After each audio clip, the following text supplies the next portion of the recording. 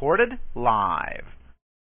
Hello, everyone. It's Thursday, December the 9th, and the end of the year is closing in on us quickly. Tonight, we have a special guest. We have Gene Keating on with us tonight, and he's going to cover a lot of topics. He says he's going to cover tax law, commercial law, accounting law, trust law, adverse claims, and void judgments. He's going to touch on those and explain a little bit about those and why we're not winning in our cases. Hi, Gene. How are you? I'm fine. Great to have you with us. For those that don't know you, you want to tell us a little bit about yourself? Just a little intro. Mostly everybody knows who you are, but... Well, I've been teaching for 50 years. I've been doing research for 50 years. I have a degree in commercial banking law and commercial law. And I understand the Uniform Commercial Code. I understand trust law as that applies. All these four subjects are related. You have to understand tax law, trust law, commercial law, and accounting. If you don't, you can't understand anything that's going on. And that's part of the problem, is when people go into court, they don't know what kind of jurisdiction the court's operating under. So what did you discover about all this stuff that we're doing? How are we doing it wrong? Well, if you go in there, these courts have two jurisdictions. They have a public side, which operates in commercial, and a private side, which operates under the common law. And they're courts of contract. If you go in there and contract with them, they got jurisdiction. How do you not contract with them? Well, you make a special appearance.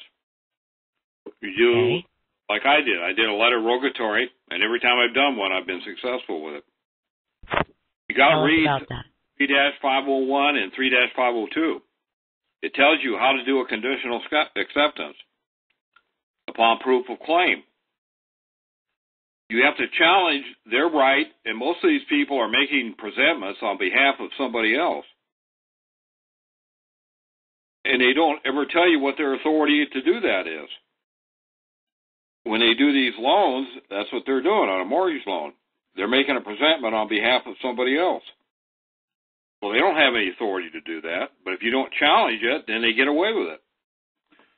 You could kill all these mortgages at the administrative level without ever getting into court. They should never get to court.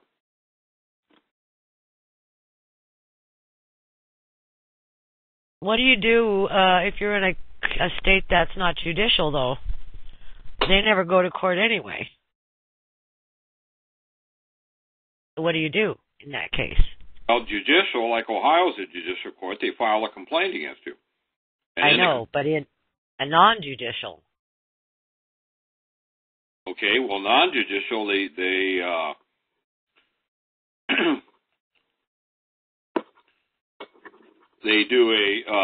can't do that. They can't do a non-judicial foreclosure because it's a confessed judgment. The deed of trust contains a confessed judgment.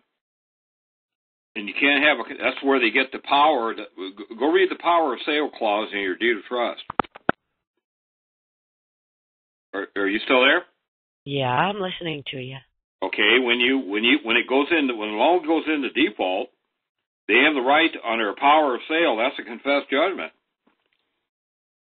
In California, under 1131 through 1134 of the California Civil Code, you cannot do a confessed judgment on a mortgage loan unless the borrower has consented to it.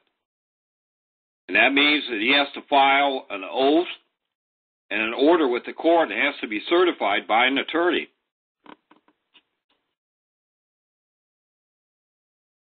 All of these deeds of trust contain a confessed judgment. That's number one. Number two is, you're not dealing in a mortgage loan, you're dealing in an investment contract. And they're holding you liable on a contract to which you're not a party, and that's the pooling and servicing agreement. And under the statute of frauds, which is 1624, section 1624 of the California Civil Code, and it's in the Uniform Commercial Code at 2201, section 2201. And the statute of frauds was designed to prevent the very thing that they're doing. And the statute of frauds is evidentiary, and if you don't raise it, you waive it. And I don't know of one person who has ever raised the statute of fraud as a defense. It's evidentiary. And the landmark decision on that is the Seacrest case. Because when you go to closing, what they're doing is they're doing a loan modification.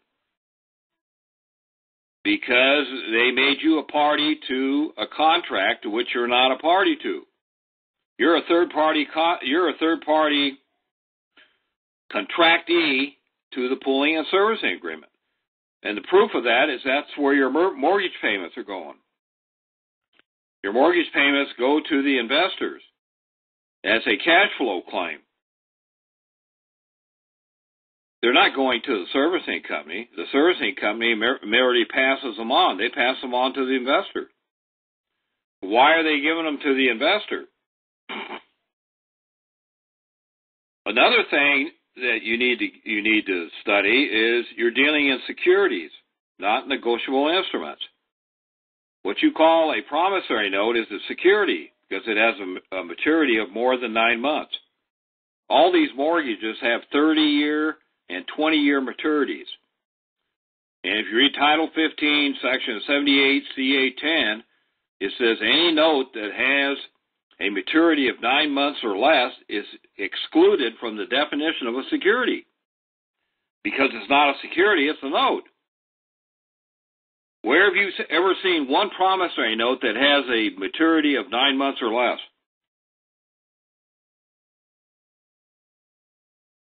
You haven't. And there's a disclaimer that's supposed to be in the credit application. Under Title 16 CFR 433.2,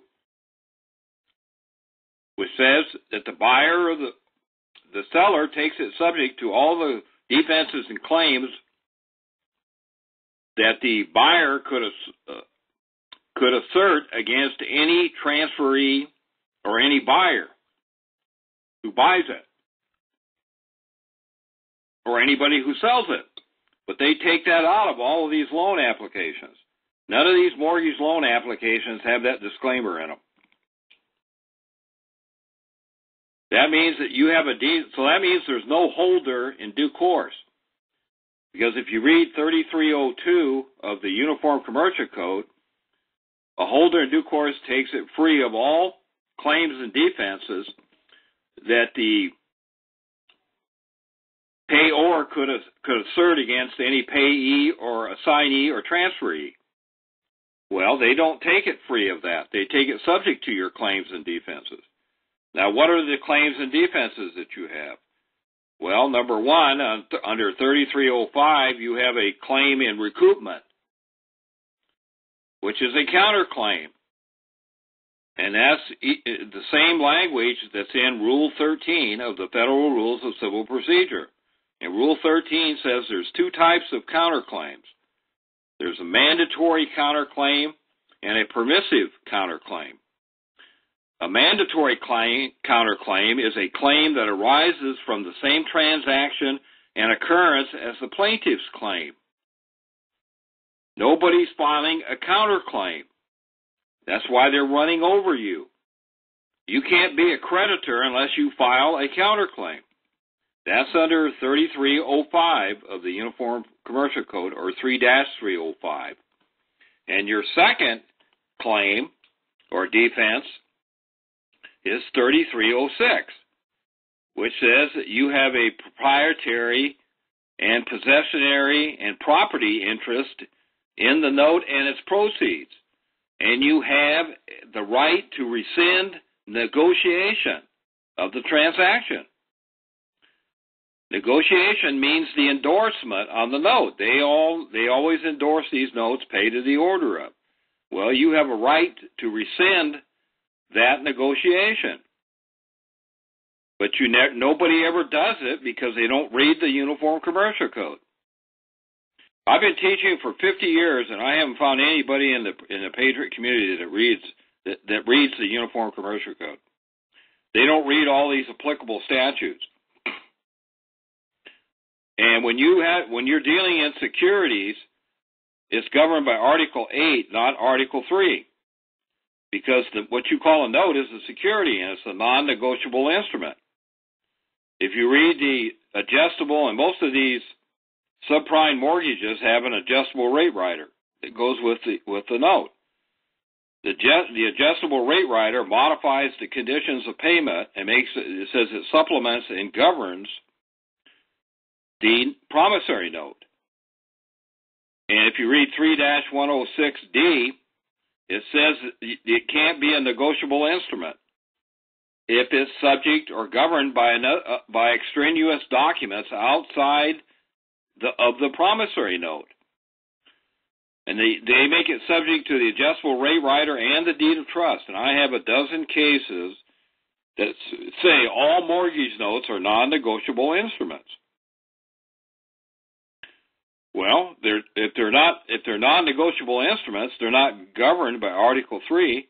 They're governed by general contract law, specifically Restatement of the Law, Second Series, under Contract, Section 164, which has to do with misrepresentation, which means it's subject to rescission, but nobody ever rescinds anything. If you read 226.23 of TILA, or Regulation Z, that's 12 CFR, that's the Code of Electronic Regulations, Federal Code of Electronic Regulations. You've got to go into the electronic version. And if you go into the appendix, they have a form in there in Appendix H. They have rescission forms. And they're called H-8 and H-9 in the appendix of 226.23. And if the lender doesn't give you, they not only have to tell you of your right to rescind, but they have to give you the form to do the rescission. That's all in 226.23. Now, it says in there that it doesn't apply to residential mortgage loans. But you go down to Section H, it says that at foreclosure, you have the right to rescind the loan transaction if two things occurred. There was no mortgage broker fee charged, and you weren't given notice of the right to rescind or the appropriate form. Either one of those three things. They didn't give you the form, which is in appendix. It's an H-8 form, H-8 and H-9. So you can rescind the transaction when it goes into foreclosure. They'll tell you that you only got 72 hours. If they didn't give you notice, the statute of limitations does not toll until they tell you have a right to rescind. So you can do it at foreclosure. And another thing is you're not in a loan transaction. You're in an investment contract. 4-102 under applicability says if an item is includable in Article 3, it's governed by Article 8. Article 8 governs Article 3. Why does it? Because you're dealing in securities. All these notes are securities, not notes or negotiable instruments. So Article 8 governs 3 and 4, and that's what it says. And what you have to do is you have a claim in recoupment or a claim under 3306 to the proceeds and a right to rescind the negotiation, and you have a possessionary and property right in the proceeds of the investment contract. But nobody ever files a claim. And if you read 8-505, through 8-508, it tells you how to file a claim. And the claim is called an adverse claim. And it's defined in 8-102, and it's defined in 8-105 of Article 8. Nobody uses Article 8. And all these mortgage transactions are governed by Article 8, not Article 3 or Article 2. They're all governed by Article 8. And you have a counterclaim. You never file the counterclaim.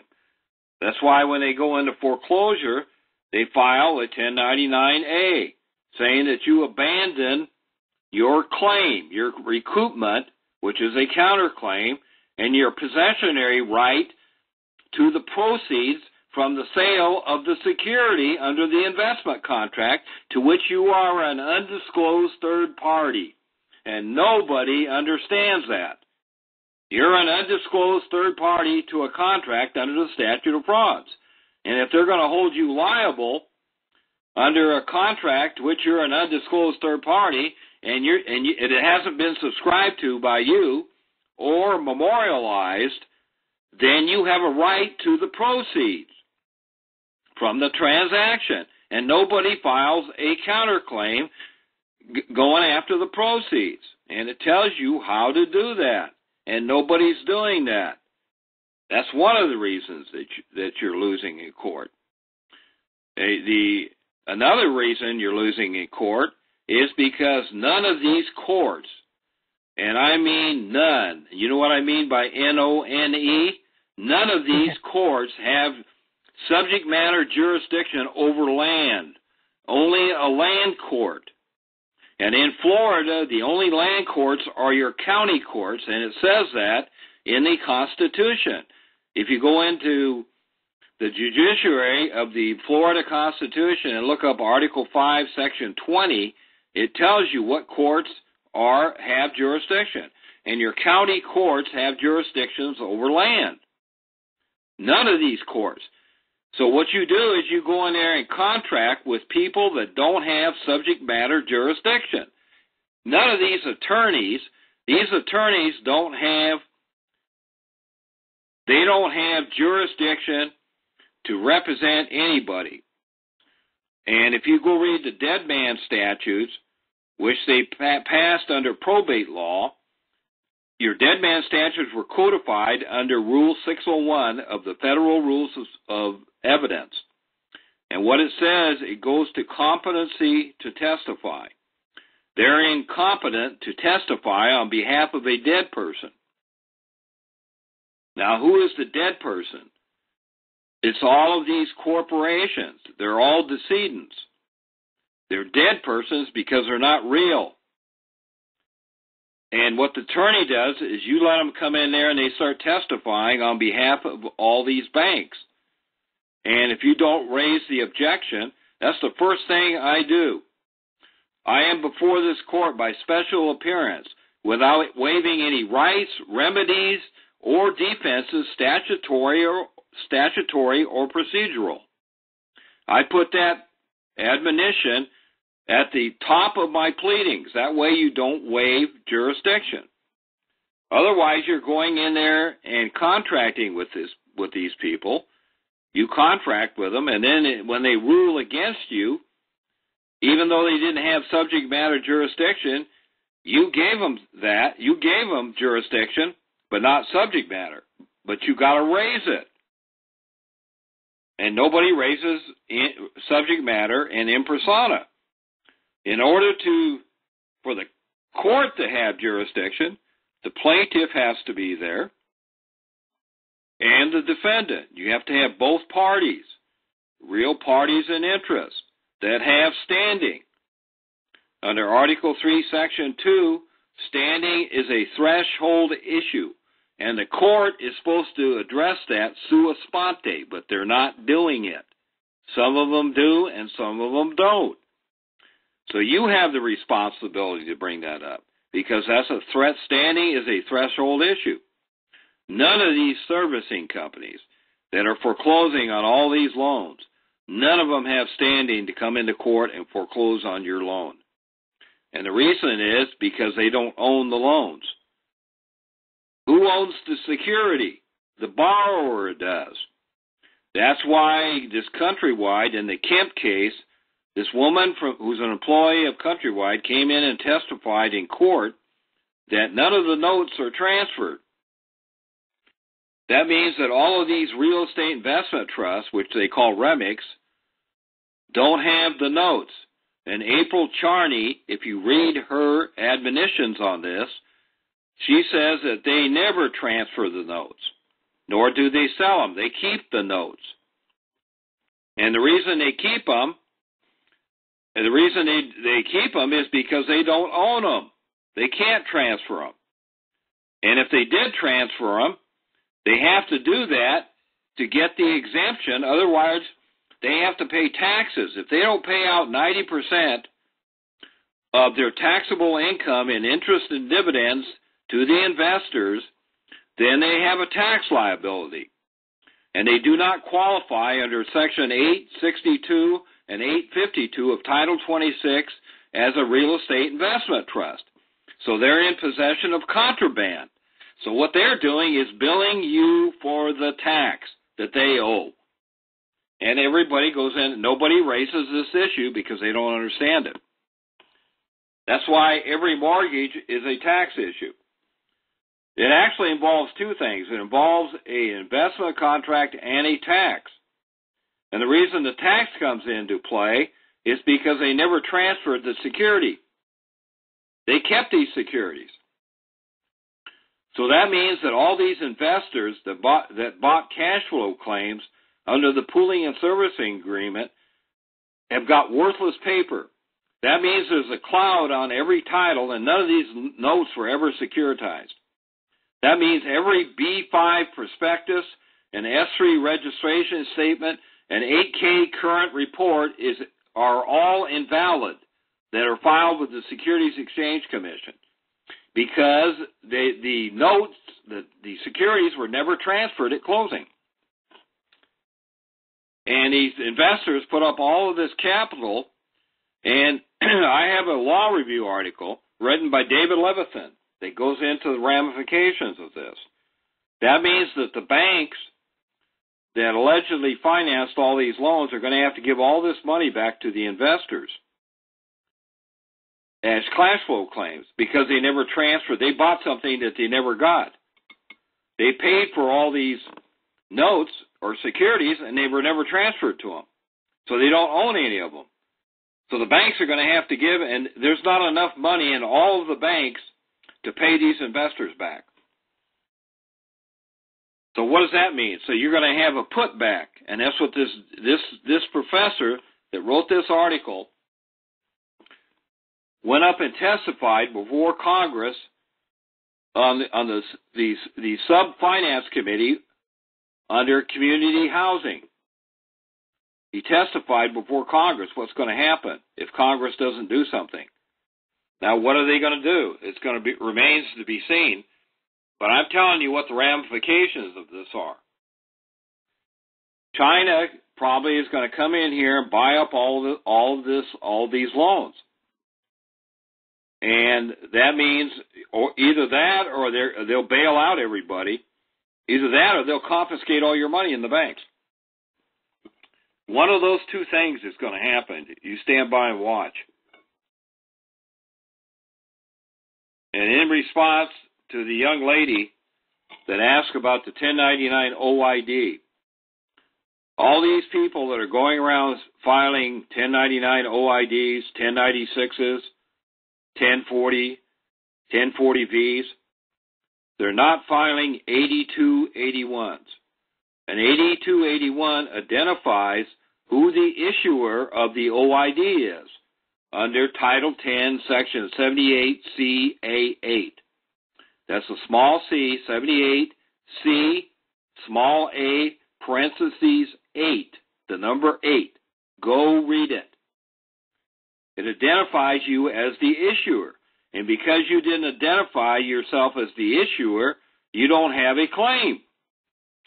That's why it says in publication 1212 on page 2 that the 8281 form must be filed when you file the OID. This is what happens when people don't read anything. They're listening to what other people are telling them. And people are not reading these publications. That's why the IRS publishes these publications, because they tell you how to file for an OID, original issue discount. And it tells you what forms you have to file. Also, if you read your deed of trust, and this is in every deed of trust, under payments, which in almost all of them is number 3. And if you could go read it, if you don't believe me, this is what I mean by nobody reads anything. People complain about all this lack of disclosure, but they never read the deed of trust, and it tells you what they're doing. And it tells you that if there's any money owed at maturity, you can pay it at maturity. So let me ask you a question. How can the note be in default if you have the right by contract? The deed of trust is a contract, and you signed the deed of trust. How can they foreclose on the note when you can make any delinquent payment at maturity on the note under the deed of trust? So how can the mortgage be in foreclosure? Default. How can it be in default?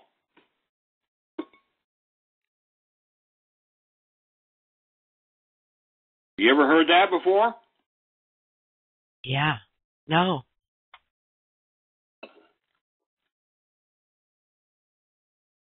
Read every word, every sentence, every phrase.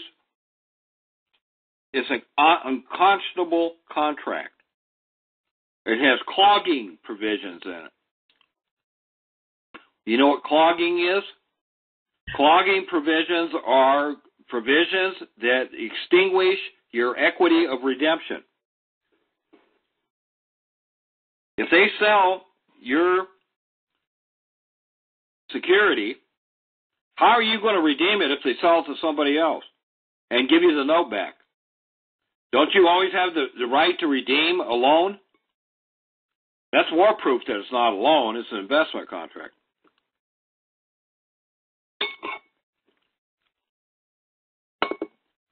Does anybody have any questions?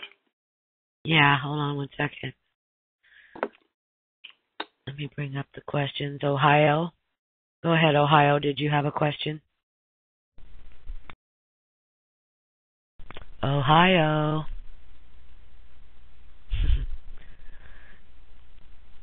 Ohio, are you there? Ohio. No, we forgot to mute. We want to mute. Oh, okay. Star 6? Oh, yeah, star 6. Okay, I'm sorry. That's okay. All right, Jeff. Hi, Jeff. Go ahead. Hello. Go Hi. ahead. Hi, Angela. I have a question for Gene. Go right ahead. Gene, there's been another gentleman on the internet recently talking about what he calls your ABCs. His name happens to be Patrick Devine. Are you familiar with him by chance? Yeah, he's one of my students. Well, I happen to think, sir, that he is probably dead on what's going on, and evidently you must agree if you say he's your student. I haven't seen what he's teaching lately, so I don't know if what he's teaching. So. Well, it's going along with exactly what you're saying. Is it possible that I can send you some information for you to review? Sure. Fantastic. If I could get your email, if someone would type, Angela, would you be kind enough to type an email in for me in the chat so I can send Gene some information, and then I have another question. Gene, you talk about a form. What was the form you were just talking about that must go in with the 1099 OID? It was an 88 something? 8281. There's 3 forms. Okay. All you have to do is follow the 8281, but you should read the instruction booklet on the 8281 There's an 8282 and an 8283. I'm suggesting that you read all three of them. Okay. Now, another question for you. Let me bring something to your attention. And Yes, sir. This is really powerful.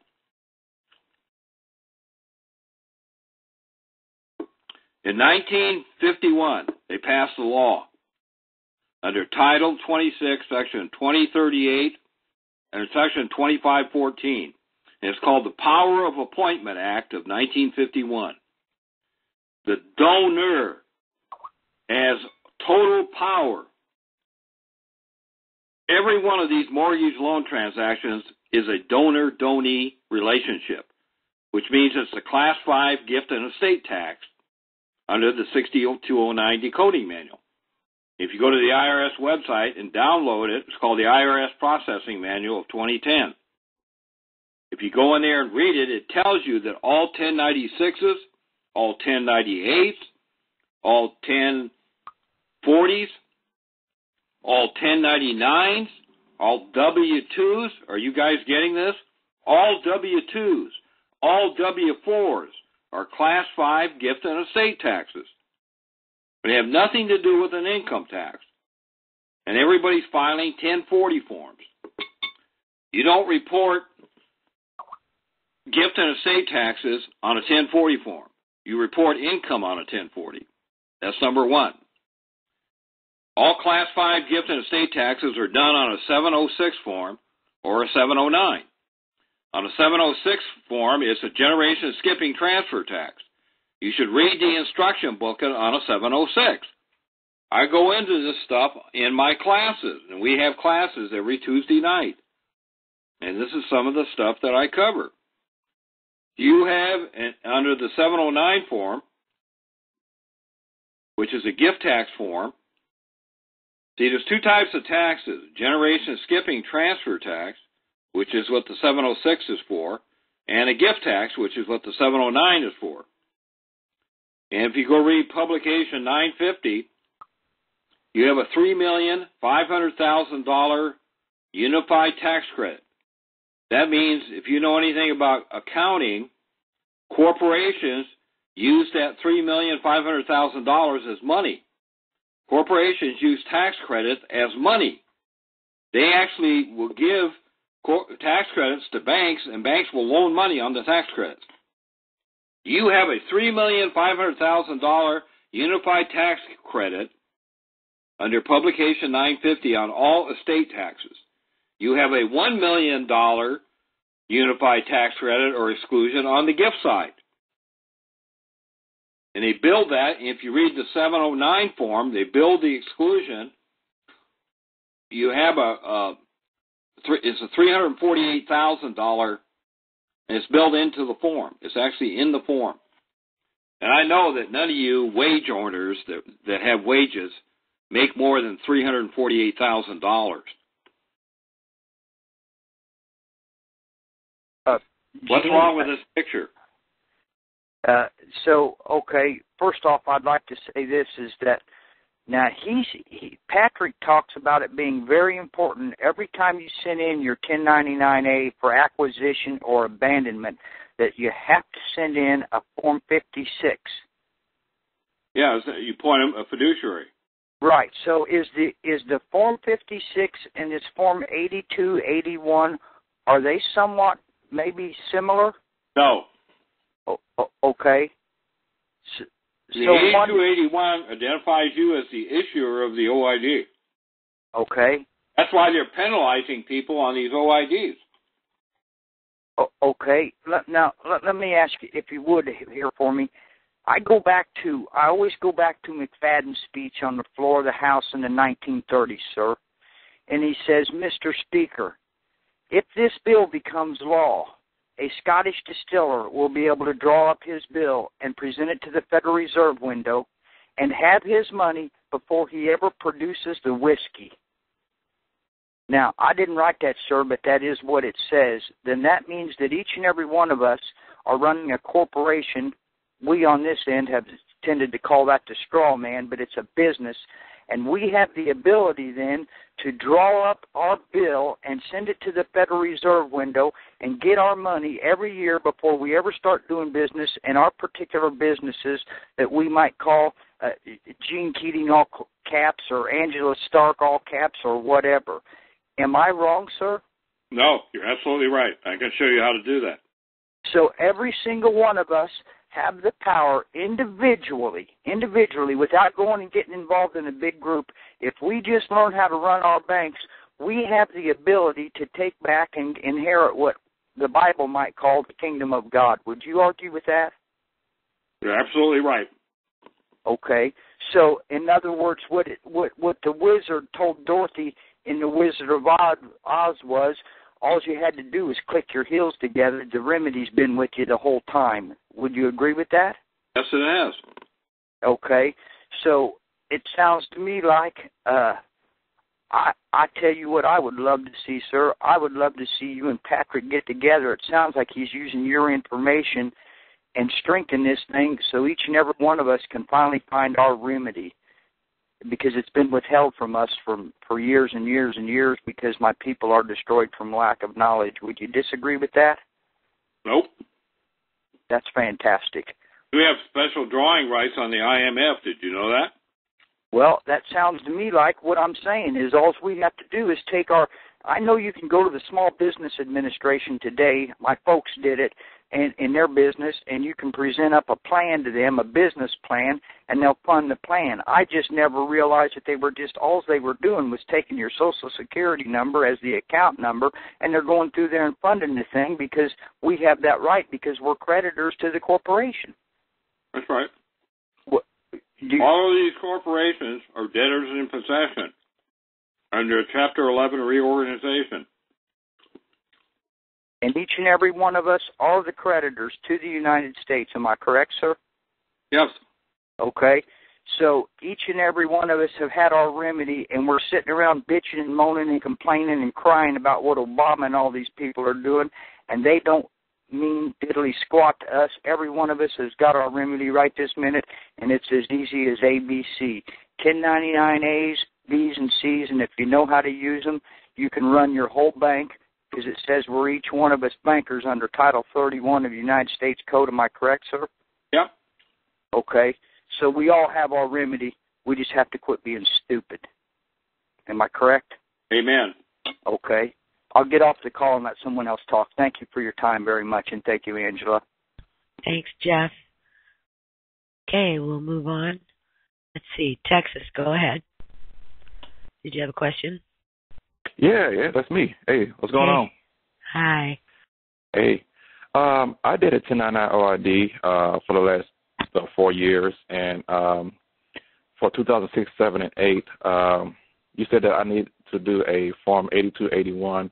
How do I fill out the form for a checking account or a savings account? That's what all I did. The 1099 ORD was my money of equity. You need to read sections 1271 through 1288 of Title 26. Everything is an OID because it's a public debt instrument. Okay. So, like, I'm looking at the when you write a check, it's a public debt instrument. Right. Okay. You issue it as an original issue discount or a withdrawal. Okay. But for example, on this 8281 form, you have to have a QSIP number. That's why all you guys are doing. Everybody that's doing redemption is doing it wrong. When they send you a bill, you know what they're doing? You know what the bill represents that they send you? A presentment, or I don't know. It represents the amount of your credit that they're using. Oh, right.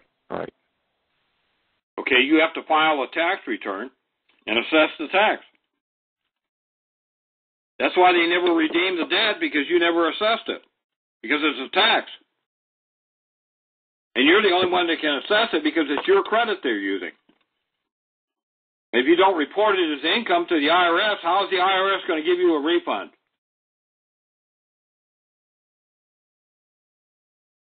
So that's where the 1099 RID comes in. I report it as income. Yeah. I'm not.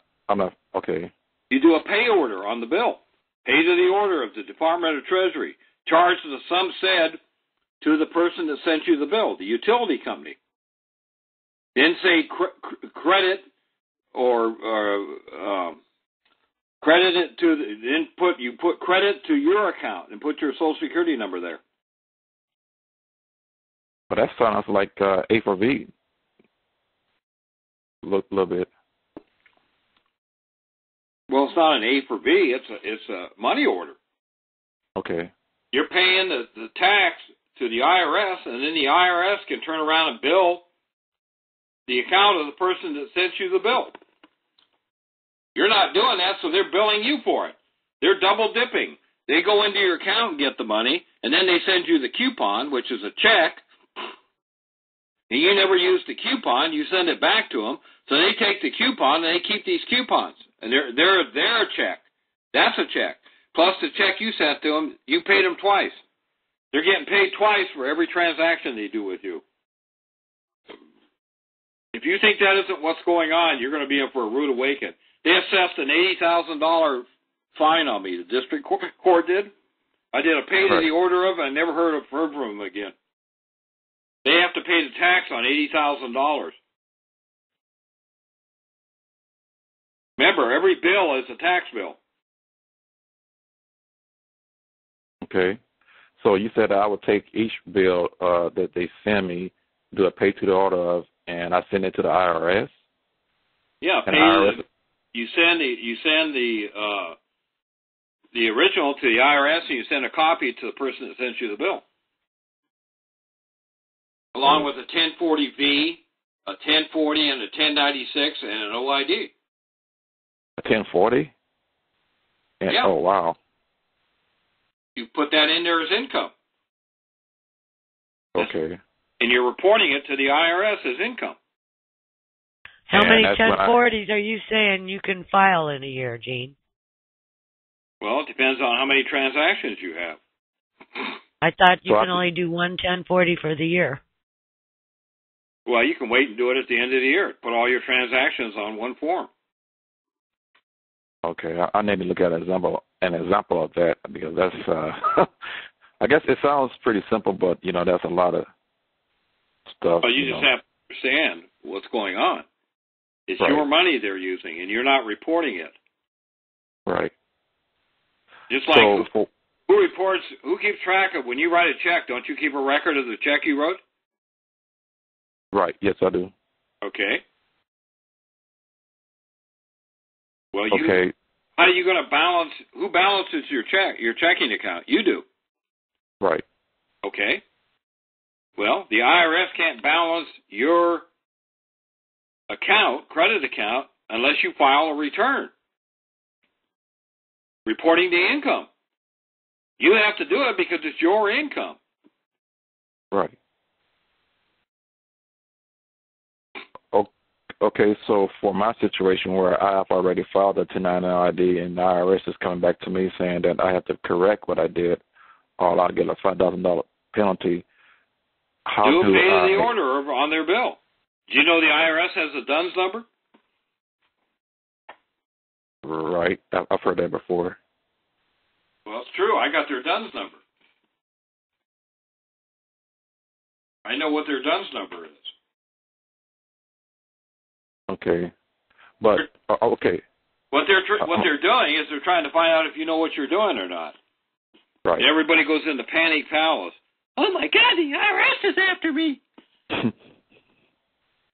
It's time to run for the hills. Right. They're testing you to see if you know what you're doing. Okay, so fails. They don't do anything. They sit on it. They don't do anything. They're telling you that they're double dipping. Okay. So do I still send in the 8281 in this case, since I've already sent in 1099 ID, or? Yeah, I fill out an 8281 and send it in. You're not an issuer unless you file an 8281, because the publication 1212 says you must Must means mandatory. Must file an 8281. But and I haven't met one person that even knows what an 8281 is. Right. That's because nobody's reading anything. Everybody's going around listening to what everybody's telling everybody. They listen to Winston Shroud, Gordon Hall, Jack Smith, Tim Turner. Nobody goes out and does any research and reads anything. That's why they don't know what's going on. Okay. These courts, none of these courts have jurisdiction to do anything. They're not courts; they're privately owned trading companies. And I don't go in there and contract with them. I make a contract with them on the private side, and then I control it by conditional acceptance. If you do a conditional acceptance right, you can blow them out of the water. I stopped a $60,000 car loan by writing a letter to the judge. He not only took the case off the calendar, he dismissed the motion for default judgment and the motion for an order for writ of possession. Dismissed both of them and took the case off the calendar. Okay. All right, so you got to go on the private. You're going in there on the public side with courts that have no jurisdiction. Even though they don't have jurisdiction, you're contracting with them. And you give them jurisdiction by contract. They can contract with you, and that's what I don't go in there and contract with them. Okay. I said, where's your authority? I'll accept that on proof of claim. Where do you get what's your authority for making a presentment on behalf of somebody else? And 99.9% of these people are making presentments on behalf of somebody else. And do they ever, when these banks on a mortgage foreclosure, when they make a presentment, do they ever send you the note? Did you know that they have to present the instrument too? Not only do they have to tell you their authority for making the presentment on behalf of somebody else, and they're all doing it, but they have to give you the instrument. They have to exhibit the instrument. Do you ever make them exhibit the instrument? Nope. Did you know that if you get the abstract of title, and I think the title companies are holding these, that the loan was paid in full at closing? It actually says that.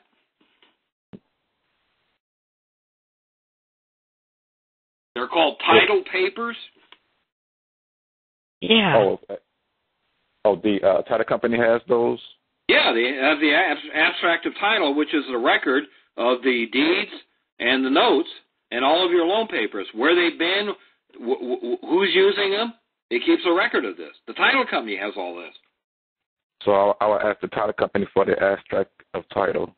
Yeah, tell them you want to know who the errors and omissions, who's holding the insurance policies on errors and omissions. Did you know you have an error and omission claim on all these mortgage loans? Mm-mm. No. Did you know that under RESPA, they cannot receive any kickback on a mortgage loan, on a federally funded mortgage loan, and all these notes are federally funded? They call them mortgage loans. I'm calling them what they call them. They're really investment contracts. But they violate RESPA, and that's an errors and omissions claim, which you can collect on. Okay. You need to come to my class on Tuesday night. We have 4. We're gonna have more classes. On Tuesday night we have a class, and I go into all this stuff. Great. I'll definitely be there. But as far as this 8281, for example, the CUSIC number, do I put in my Social Security number or the issue date, the maturity date, the type of instrument? I'm looking at the fields. It's like, okay, well, how do I actually fill them out? You know. You mean the 8281? Yes. Well, let me pull one up here.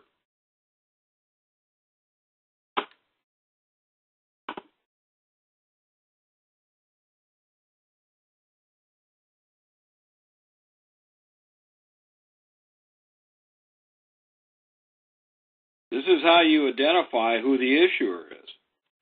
Right.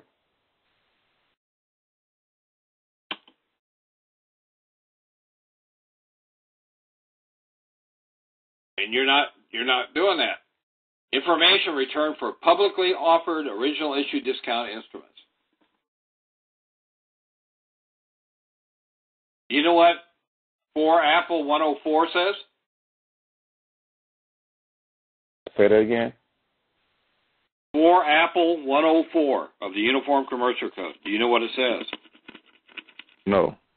It says originator. It defines what an originator is. Originator of the first funds transfer. Okay. When you go read 3105 of the Uniform Commercial Code, it tells you who the issue is and who the issuer is. And it says under subsection C, so under subsection A, it defines what the issue is. That's the first payment order on a funds transfer. Number C defines what issuer is. And it says an issuer is the drawer and the maker. Now, if you've got a mortgage and you sign the mortgage note, you're an issuer by legal definition. Does that tell you anything? What did you sign? You endorsed the security. Well, don't you have a proprietary interest in the proceeds from the sale of that security? Since they're making you a party to the investment contract? Absolutely. Well, so why aren't you claiming it? We will be now. Right. Do you understand why people are not winning in court? That's an Article 8 claim, adverse claim. Go look up what an adverse claim is. Here, I'll read it to you.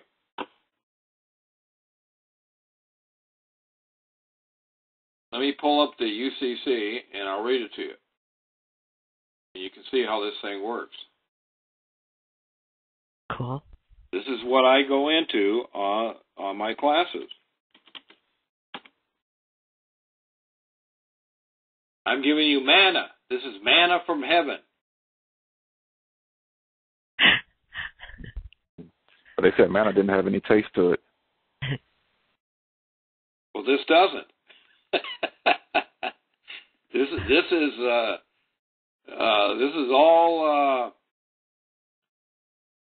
is all manna.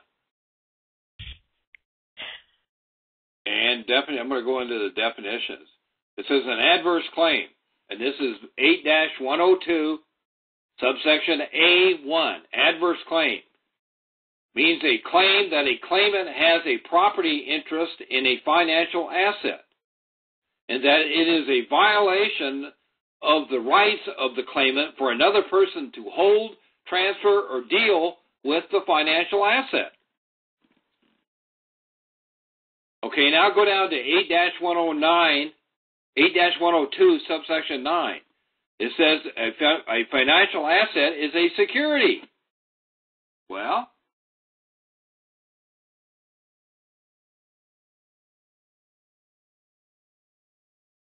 so you've got a property interest in a financial asset. Isn't that what 3-306 says? Property interest? Mm-hmm.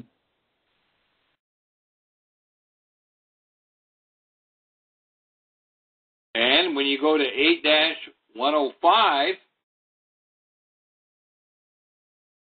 you have security. It says a person has notice of an adverse claim if the person knows of the adverse claim.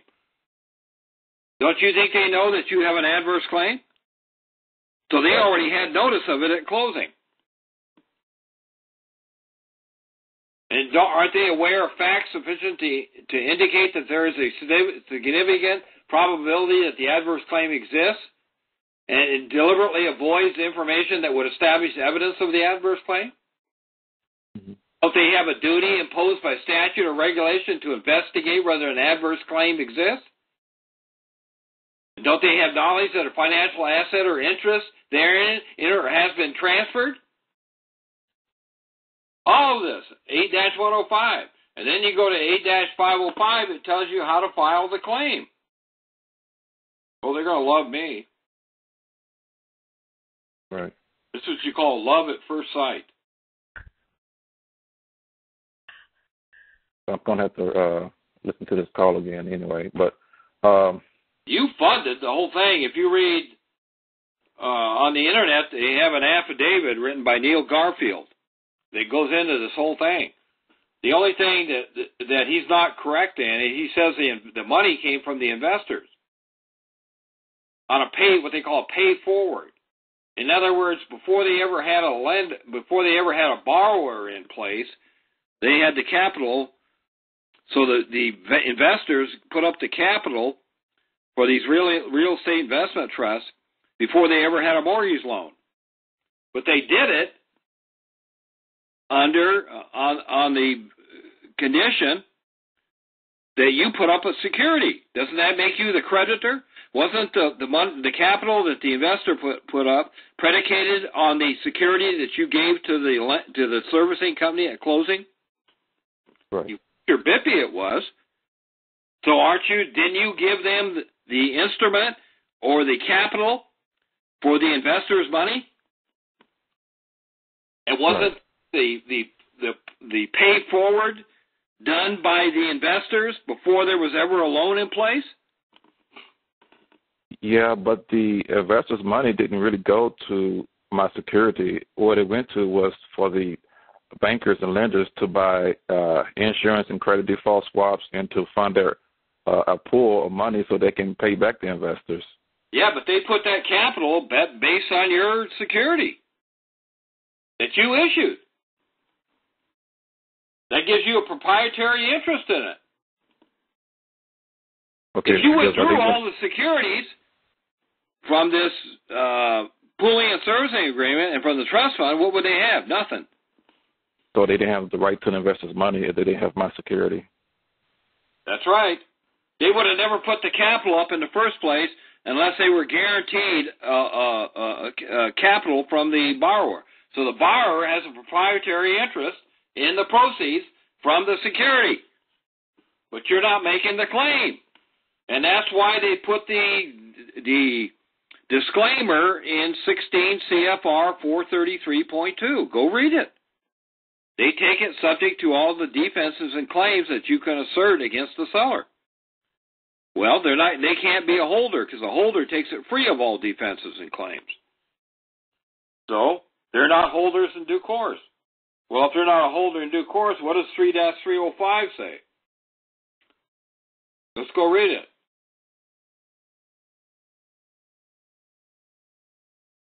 You wonder why you're losing in court? 3-305. Because we're not treating this as a contract.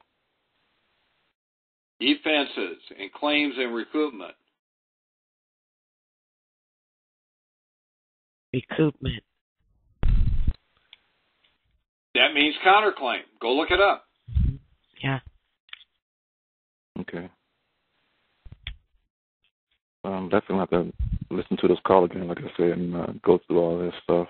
But if you go read C, 3-305C, it says an obligor is not obliged to pay the instrument if the person seeking enforcement of the instrument does not have rights of a holder in due course.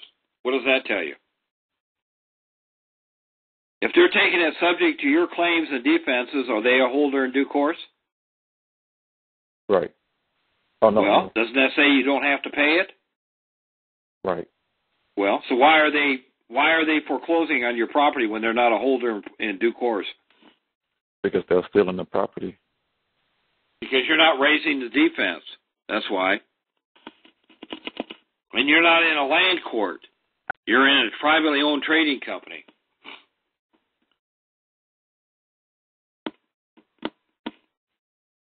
Privately owned trading company, okay. In California, you know where the county courts are in California? Go read your Constitution.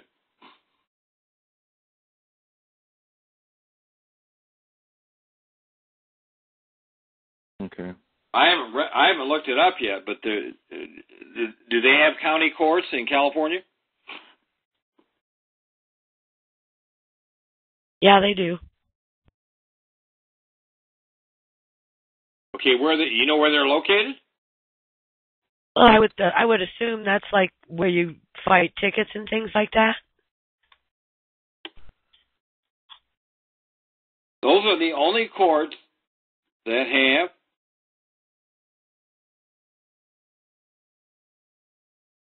jurisdiction over land. None of these courts have jurisdiction over land, and nobody's bringing this up.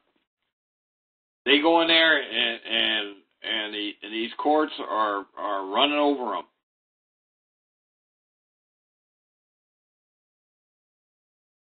We got a lot of people in line to ask questions. Shall we move on? Oh. Okay. Okay. So I guess to recap, just to fill out the 8281 and send it out there. I still don't quite sure how to fill it out, but I'll figure it out somehow. Just put in who the issuer is. But I don't need to fill out every line that says fill out. Well, let me go over it real quick. Okay, because let me pull it kind of back. important. Hang on. Sorry. Okay. Sorry, everyone. I know you are waiting, but no, it's a good thing. This applies to everybody, not just you. Angela, sorry to interrupt, but is my hand raised? Yep. I can't see your hand. I don't know. It's not raised, as a matter of fact. Okay, thanks. Okay. Now it is. Okay, now I can see it.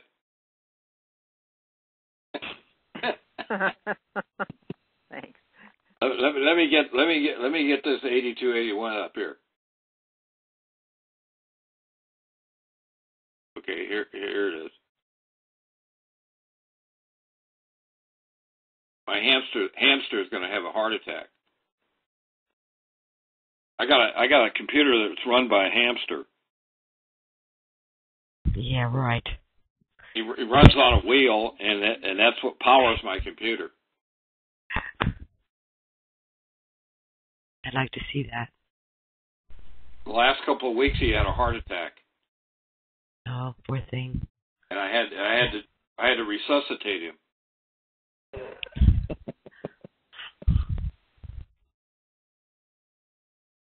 I said, "Don't leave me now."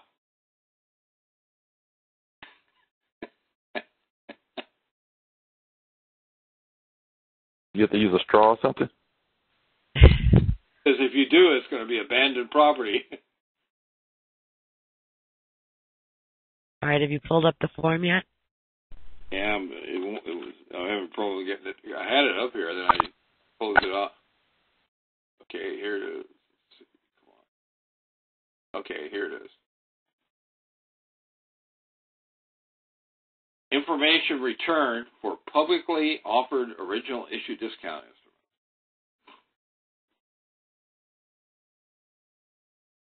What's the number of this form? It's a what? 8180 what? It's 8281. 8281. Okay. Please fill out the form. Okay.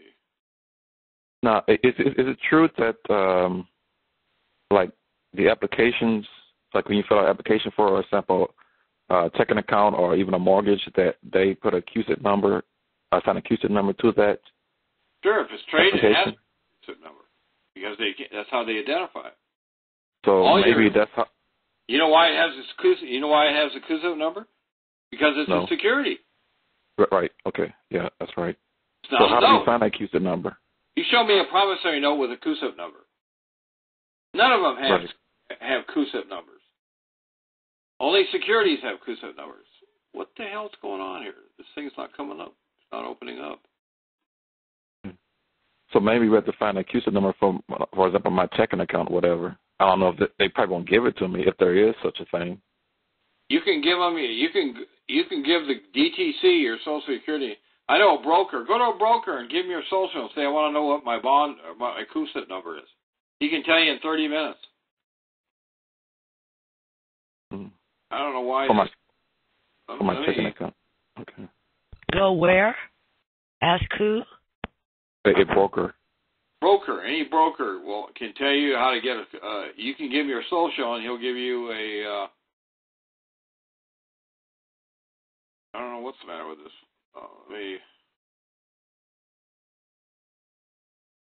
So it's like isn't it the maximum that you can have that would be insured for a checking account $250,000?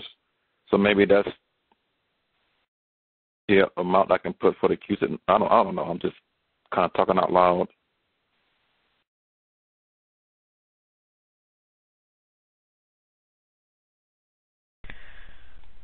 All right, Gene, it's taking too long. You know what? Okay, here it is. I got it open. You got the issuer's name, 1A. The issuer is you. The issuer is taxpayer identification. You know what your taxpayer identification number is? Social Security. Yeah? Okay, then you put your address in 1B. Put the city in 1C. Put the state in 1D. Put the zip code in 1E. It says name of representative. It says see instructions. Read your instructions on this. Then you put down the address in 3C of the representative. I think that would be your broker. Mm-hmm. Then the city. You put the city, state, and zip code. Debt instrument information, it says. Then you got a place for the CUSIP number. Okay, what type of instrument is it? Is yours a fixed rate or a variable rate, which is what adjustable rate? Mm-hmm. And what was the issue price? That's the amount of the mortgage. You see where it's going with this? When are the interest payments due? What's the OID for the entire issue? And what's the yield to maturity? That's the date that the value of the instrument at maturity. It tells you that. All you do is take 30 and multiply times your payments, and you'll have that. Okay. Description of the debt instrument. Well, you know, it's a security, financial asset. Right. You can quote 8-102 subsection 9, financial asset. Okay. All right. I'll go ahead and just research this. It doesn't really help me as far as my checking account, but I'll just have to research that and see if I can figure out what to do about that. Thanks, Angela. Well, okay, thank you. You Were you going to say something, Gene? Go ahead. Well, you can report your withdrawals as debt instruments. If you make a withdrawal, that's a debt instrument. Report that as a debt instrument. That's an original issue. Okay. Then it says description of debt instruments. Right, but the QSIP number, I don't know. Is that my Social Security number? I don't know. Who knows? You can go call any broker, give them your social, and say, I want to know what my QSIP number is. They can get it in 30 minutes. All right. Just like that? I want to know what my QSIP number is? Yeah. You need to know what you're talking about. Yeah, tell them you want to track a bond and you don't have the QSIP number. And give them your social and say, I want to know what my QSIP number is. I have the social for the transaction, but not the QSIP number. You'll say, I'll get it to you in 30 minutes. I've already done this. Okay, I want to try that. All right. Thanks a lot, Texas. Okay, thanks, Angela. Thanks, Gene. You're welcome. Okay. Niji. Hello, Gene. Get the one with her hand up. Yeah. Yep. Did you get me? Go ahead. Oh, that's right. We're waiting. Nancy was waiting. She was first, but she didn't have her hand up. All right. She'll be next. Go ahead, Niji. Okay, Gene. I've got a brother that's got a mortgage, and he's in the last week of the redemption period. He's got 1 week exactly tomorrow night. What would you recommend? Redeem what mortgage? Tell me you want the proceeds. They had sheriff's sale on him already, and Minnesota has a 6-month redemption.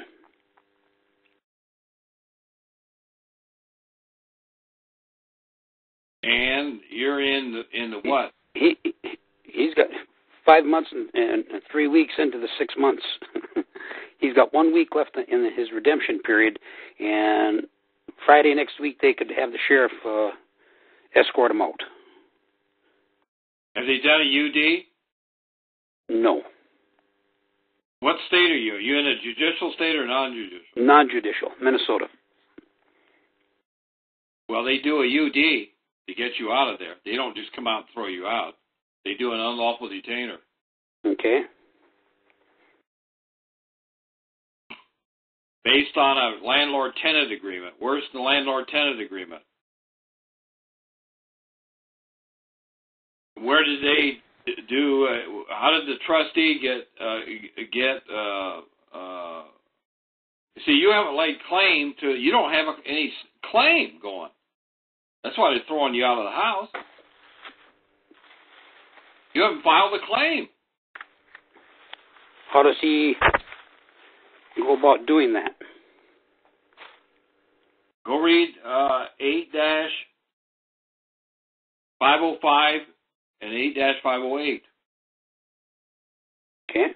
You got to find out what? who the broker is or the clearing corporation. And you got to send them a written communication. This might be a good time to go into that.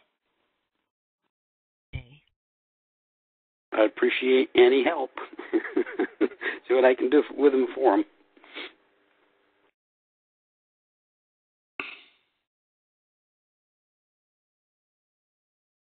Gene? Yes. Were you going to go any further with that? Yes. I'm going into the UCC. Okay.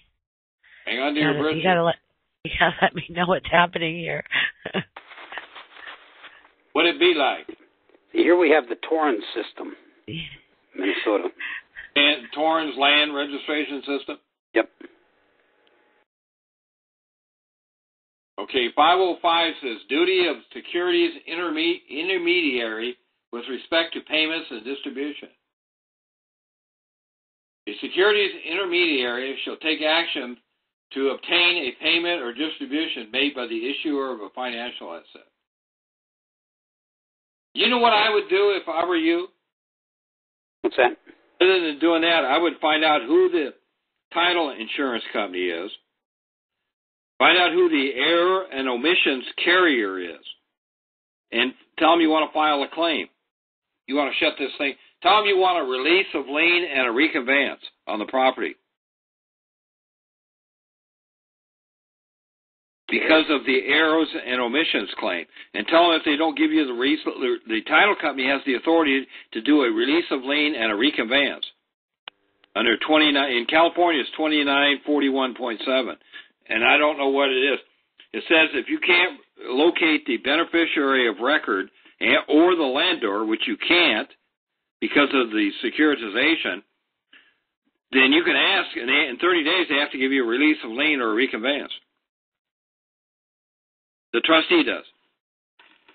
And you can go to the title company and ask them, tell them you want a release of lien and a reconveyance because of the errors and omissions claims you have. Otherwise, you're going to bring a claim. And tell them you want a form for it. Okay. Under 2607 of Title 12. 2607A, go read it. 2607.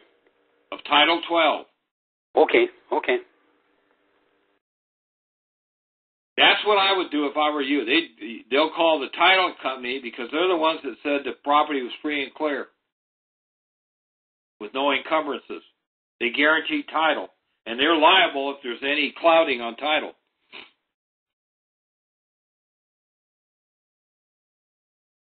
Do it. Let me know what happens. Okay, you mentioned Tuesday. Do you have a Tuesday like talk show or? Yeah, we have. I got on the webinar. program late, so if you said anything, I missed the first part with everything I was doing here. It's a webinar. We do. You have to email Toby Butterworth. You do Toby.Butterworth on Skype. Angela has.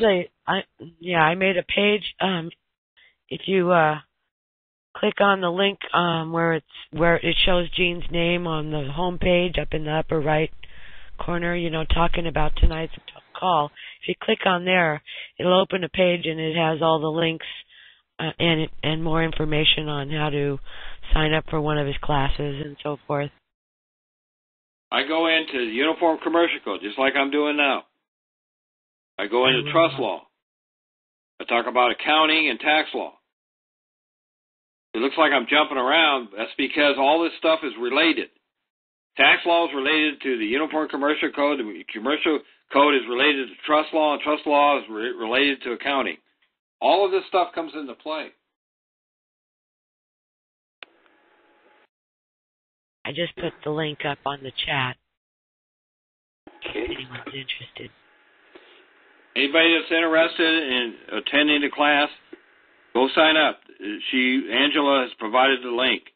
And I'll show you how to get audible, how to win anything in court. Anything. I'm coming, and it's going to be Tuesday from 5:30 to 8:30 or whatever. Yes, 5:30 to 8:30. Yeah, and it's on, I guess you'll, after you send the $25 through the PayPal, Toby will send you a link and password information to get on the webinar. TalkShoe just booted me off of the screen. Oh, man. Don't you love it? Well, you know what? Just go to the website. Your chat's blocked, too. Just go to the website, myprivateaudio.com. Okay. And then when it opens, on the right there, you'll see the announcement for tonight's call. And it says, click here. Click on that. And that'll open another page. That'll show you the links and the PayPal information. And the name, it's Toby.Butterworth. That's his Skype user ID. And don't give out his phone number, Gene. Last time, I guess he got bombarded. Yeah, 100 phone calls. He told me to tell you not to do that. Okay. All right. Thank you very much, Gene. You're welcome. Thank you. Okay, let's go with Nancy. She's been waiting. Go ahead, Nancy. Oh, okay, great. I have some tax questions. You now, do? You were talking about the promissory note, and I have written promissory notes. And are you a tax protester? Are you in possession of contraband? You mean if they've sent me something and I didn't send it back? Yes, if you didn't assess your tax, you're in possession of contraband, and you're a naughty little girl. Wait a minute. You mean if I didn't file a return? Yes, you have to file a return. That's what an assessment is. Yes, but then that's a self-confessed. Yeah. No, it's an assessment. That's how you assess the tax. How's the IRS going to give you a refund unless you report the credit that these people are using? See, nobody's doing redemption right. That's why you guys are not winning in court. I don't want to win in court. I want to win. I want to win before I go to court. Well, you can do that too. I've done it out of court. Okay, so this is but if I get a bill from them, why aren't they taking my promissory note? Why are you sending them a promissory note? The bill is a check. Well, how do I get my money back? Endorse the bill paid to the order of. Department of Treasury, U.S. Department of Treasury, Timothy Gunther, Governor of the International Monetary Fund. Right. The sum said to the account of whoever sent you the bill. Do a chargeback.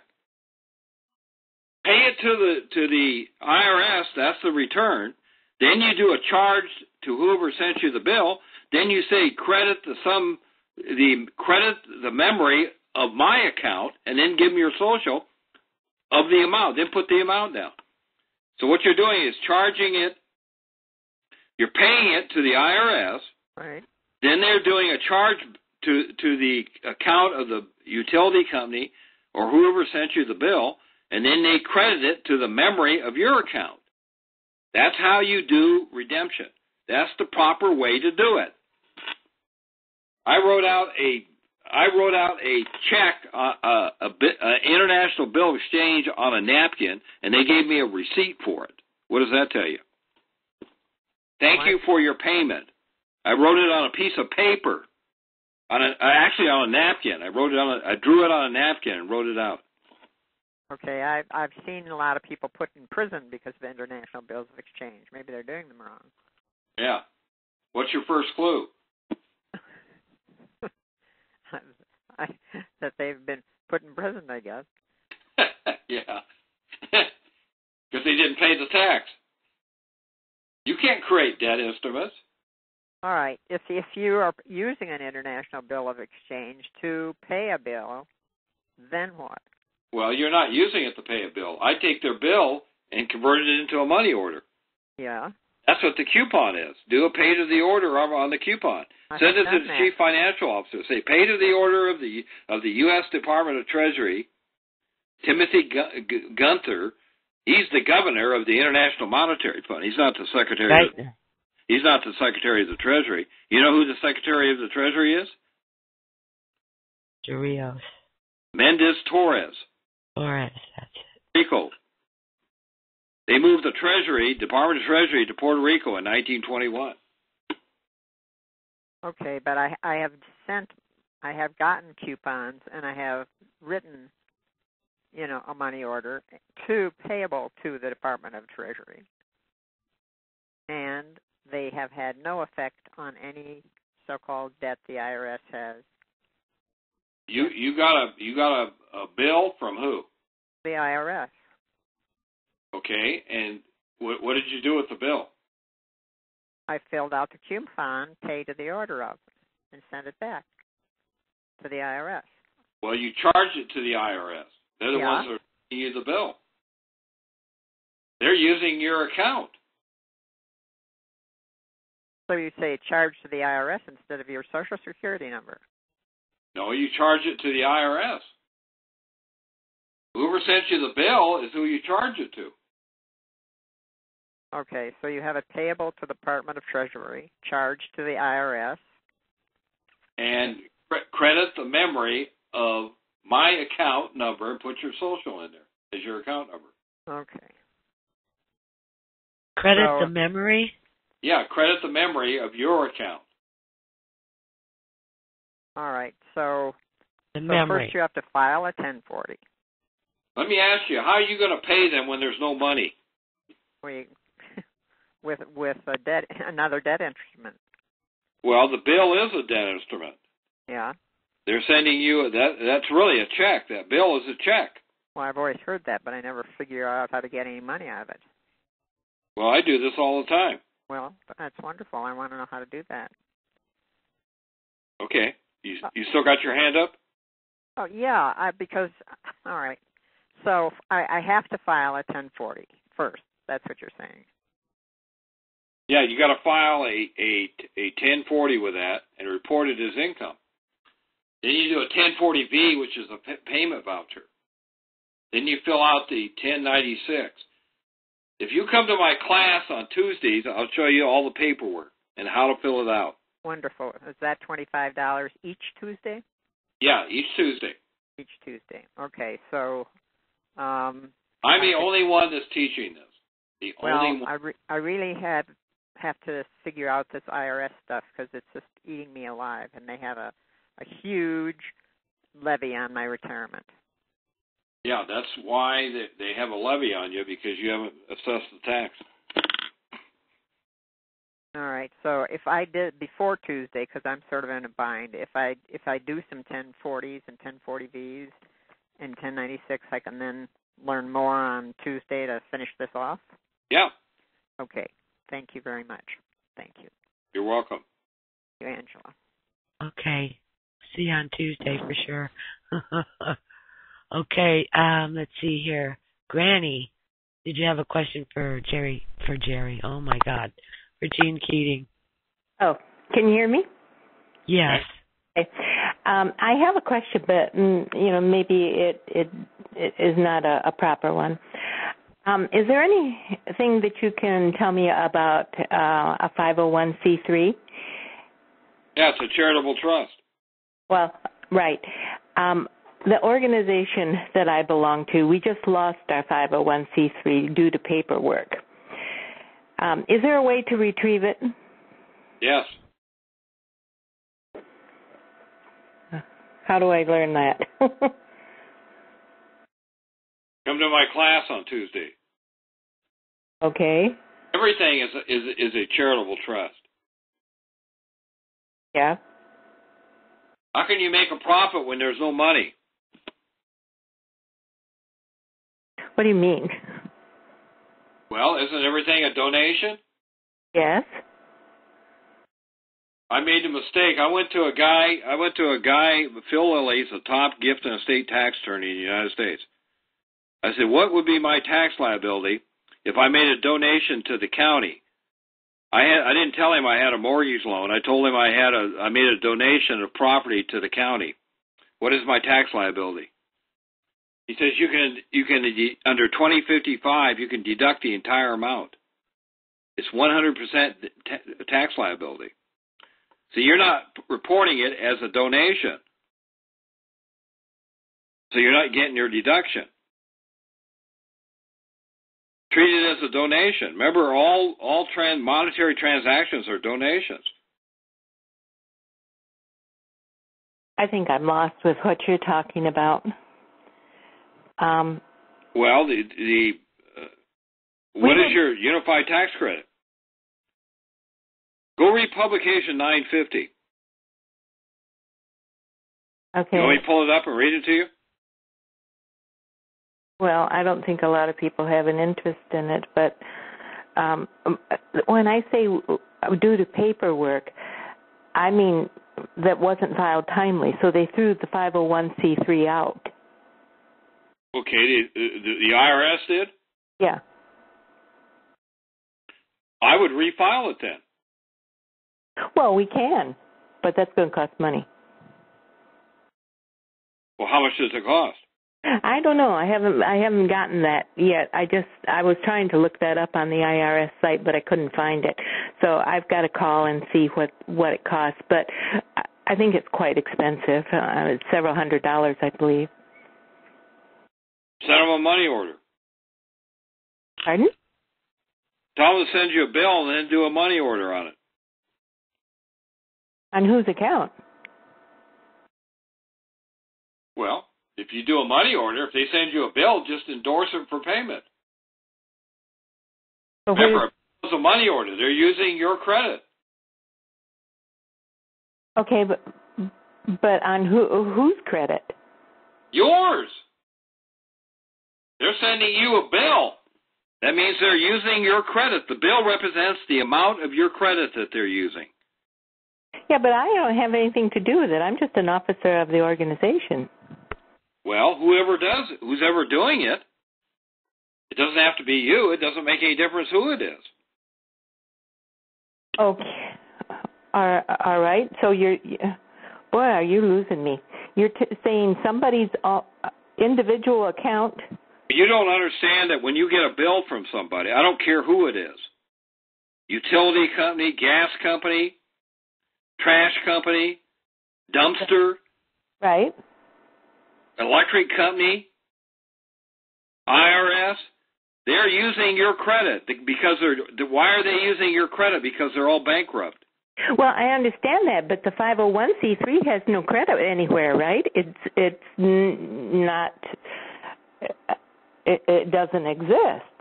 Well, yeah, but I'm telling you, it doesn't have anything to do with a 501c3. Well, when they send you a bill, you said that it was expensive to get a 501c3. If they send you a bill, you can do a money order on the bill. Endorse it for payment and send it back to them. That constitutes payment. Then you or get whoever they send the bill to. Right? To the IRS. No, I'm saying they might not send her the bill. She's just, a third party in this whole thing. They will send the bill to the actual person that held the 501c3. Well, whoever they send the bill to has to do that. Yeah. Then they have to do it. Yeah, but whoever they're sending the bill to is whose credit they're using. They're not sending a bill to anybody. I am the treasurer of the organization. Okay, the IRS doesn't send you a bill? No. The IRS didn't send us any paperwork. That's why we didn't get it filed on time. But they don't care. Now they're throwing the 501c3 out.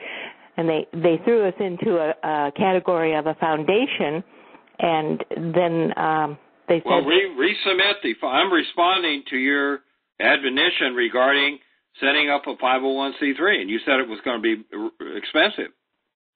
Have them send you a bill. Or whoever. Whoever is asking you for the 501c3 says, send me a bill. Okay, what if they don't do that? Well, you don't owe them anything if they don't send you a bill. Yeah, Do you owe anybody anything if they don't make a presentment?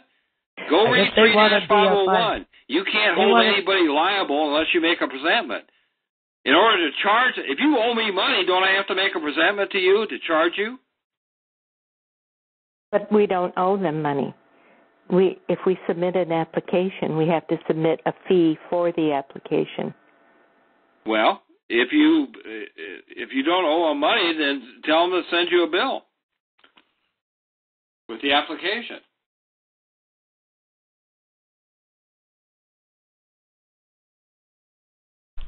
Okay. I think we need to move on. I don't think you're understanding. But...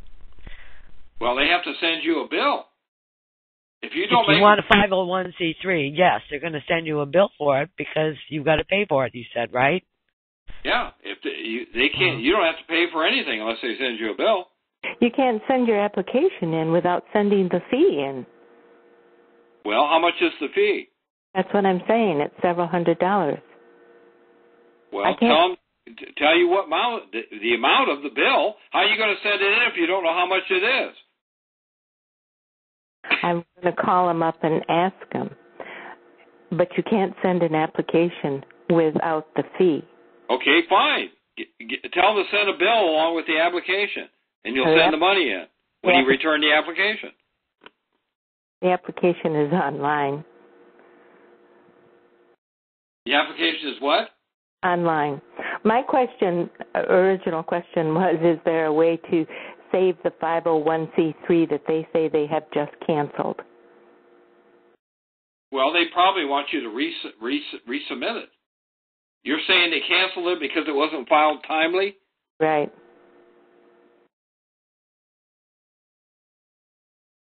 Well, can you, I don't know that much about 501c3s. But just resubmit it. Tell them to send you a bill along with it, and we'll do a money order. I'll show you how to do a money order. Okay. Okay. All righty. Hey, thanks, Jose? Granny. Okay. Huh? Okay, Jose. Okay, we have Maggie, Arizona. Hey, Maggie. This is Maggie May? It's Maggie Hi. May. I'm going to go down a little different path if it's okay, and I just want Jean's take on something, and I will try to summarize this best I can. I bought a house, it's seller financed. Well, it's a mobile. That's why it's seller financed. And we had the land title company act as account servicer. They went bankrupt and were taken over by Loan Care Account Servicing. So they are the account servicer. I send my payment to them, then they issue payment to the woman I bought the house from. I was reading my information a little bit since I found out about all this mortgage fraud. Not that I'm accusing the woman I bought the house from, but the account servicer is holding the original promissory note and the original documents. And the strange thing is there's a very minimal monthly fee for them to do this. And my question is, what would be their true benefit for a lousy $18 a month to do all the work that they do? Is there something hidden I'm not catching maybe on account servicing for seller finance? All they're doing is sending you a bill once a month. Well, they do more than that in actuality. I mean, they hold impound account for the taxes and insurance. They have to send late notice if I happen to be late. They have to they have to run all the input. The the payment actually now goes to a bank lockbox in California that's deposited, then a report is sent daily to the office in Virginia. Okay, so they said they charge you $18 a month for that, right? Right. Okay, so you want to know what their benefit is in doing that? Yeah, beyond, it doesn't seem to me that their overhead would be covered by the $18 a month for all the trouble that they need to go to, in my opinion. You're probably right. So what I'm wondering is, where would there, because basically, as far as the, statements, or if I pull up the account activity on my account online through their website, it shows it is a original loan amount. It shows the loan origination date. It does say seller finance, but I noticed on the agreement that we originally signed for a account servicing agreement that not only do they hold the original documents on site with them. They don't have the original documents. Well, that's what they say, and I checked with the seller, and she does not have the original note. We both have. Tell them you want to come down and view the original note. Well, I just sent them. I called, and they said they do have it, and I asked for them to send me a correct copy with all signatures of all parties that are party to the note. And I'm waiting to receive that back. And I asked them to send that by mail, front and back page, front and back of the note. Now, I'll guarantee they don't have the note. Well, then they told Bank 1&A told me that. I said, good, I'm coming down there and look at it then. When I got down there, they didn't have the note. Well, unfortunately, Loan Care is located in Virginia, and I don't have any ability to go from Arizona to there to go to the property and check this out. But by the agreement, it states that they are to hold it. It's in the agreement that we signed for the account servicing, which, there was a lot going on in my life back in 2003. I was taking care of an elderly mother, so I was trying to do the best I could to make this deal, pressed for time, and I did scan the documents, dummy me. I was even a realtor at one time, and so, I feel like I let myself down and my mother at the same time, but I'm trying to backtrack. I'm just doing research at this point because I felt that there is something going on behind the scenes with Loan Care servicing or account servicing for seller financed between a seller and a buyer, that obviously is benefiting them to more than the tune of $18 a month. It just... yeah, you're right. Okay. Now, I have another quick question. In regards to, how do I put it? There was an attorney's firm filed suit on, they first were acting as third-party collector, charged off credit card from 2007. They actually went to the problem to file a civil suit in Kingman against me, representing as attorney for the original bank as plaintiff. Okay, they filed suit against you for what? For the amount of that charged off credit card. And I did not know how to respond. Ultimately, they received a judgment with obviously no evidence of the debt. And I need to see what I might do to proceed in some fashion. I really have absolutely no idea what to do because they did receive a judgment from a justice of the peace here in Kingman. That's because you went into dishonor. Well, it was charged off back in 2007, and they started contacting me in 2009. And I made a feeble attempt to ask them to validate the debt, but I didn't do it with all the, fancy jargon. They never responded except to file a civil suit. I responded best I could, and it obviously didn't jive. And the next thing I knew, I got a judgment sent on me. So at this point, what are they doing with the judgment?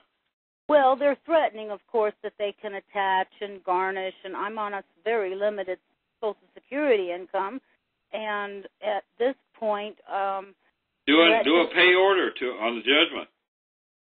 Who issued the judgment? The judge here, the Justice of the Peace in Kingman. Send him a tax bill. Do a pay to the order of. Pay it to him. To the justice? Yeah. Okay. So I take the judgment, which has the amount on there, that's with the case number. I mean, they'd give a total that it's hereby ordered that judgment is entered for this amount. Make it payable to the Department of the Treasury, but charge it to the judge. You want to see a case go away real fast? Well, tell him. Is there a specific spot on that presentment that I am to write these words? Tell them you'll do a conditional acceptance on proof of claim. That they have the authority. I wish I had time. I could do a letter. They would cancel that whole thing. Well, yeah, and from what I understand, the attorney actually was acting as third-party collector. He bought the debt. It's Gerstel Shargo, in case you're familiar with that firm. And they're actually attacking a friend of mine down in Mesa under the same guise, and she's just in the beginning stages with the first contact from them. So I thought, well, maybe in view of what happened to me, I can help her not get into the same position, because now we're both a little more educated. You need to learn how to write a letter. I've written 7 letters, and every time I write a letter, I never hear from them again. Well, I know, but you've been doing this for as long as I've been alive, so I will give you all the credit in the world and admiration for your intelligence. And I know I can't learn the whole legal system in one phone call, but if I know maybe how to even just start a rebuttal against this, or even some kind of a claim against the damn attorney for acting as third-party collector and as attorney for the plaintiff. It's probably the attorney that's bringing the claim. Oh, I'm sure. I mean, even though he named Merrick Bank, he's doing as an assignee or having bought it from Merrick Bank. Because Merrick Bank, actually, when I gave them my feeble attempt at a validation of the debt letter, they actually ceased and desist, and they sent me so much as an information about that, but that they were going to put it out to their legal team nationwide. Did you say this was a credit card debt? Uh-huh. You know who owns both sides of the credit card? Me? No, the DTC. Oh, okay. I don't know. I don't know. The what? The DTC, as in Depository Trust Corporation. Okay. Or Depository Trust Company. Right. All right. Well, possibly I can scrape up some money to get in on a few of your Tuesday classes. I'll show you how to do an unconditional acceptance, and they'll go away. Unconditional? No, conditional. Oh, a conditional acceptance. Okay. How to do a letter, and they'll disappear. Even regarding the fact that they've already got a judgment, even. Okay. Yeah, he'll cancel the whole thing. Okay. All right. If I can make a $60,000 judgment go away with a letter, I can make that go away. I'll guarantee you didn't do a $60,000 credit card. No. In fact, it's like $2,000. That's it. And never in my life in history did I realize that. I mean, I've never heard of anybody going after anybody for those charged off credit cards. I mean, that's been going on through history. And that's because they get away with it. I write them one letter, and I never hear from them again. Okay. All right. Well, we'll go on and we'll let other people talk. I wanted to get your take on it, and I will try to maybe get in contact with you if you have a few minutes on the on a personal level where maybe I can just pick your brain just on a few things, or you can put me into a template of some sort or a basic letter that I could get started with. Okay. All right. Thank you, Jean, and thank you, Angela. Nice talking to you. Thanks, Maggie, for coming on the call. You can mute me back out.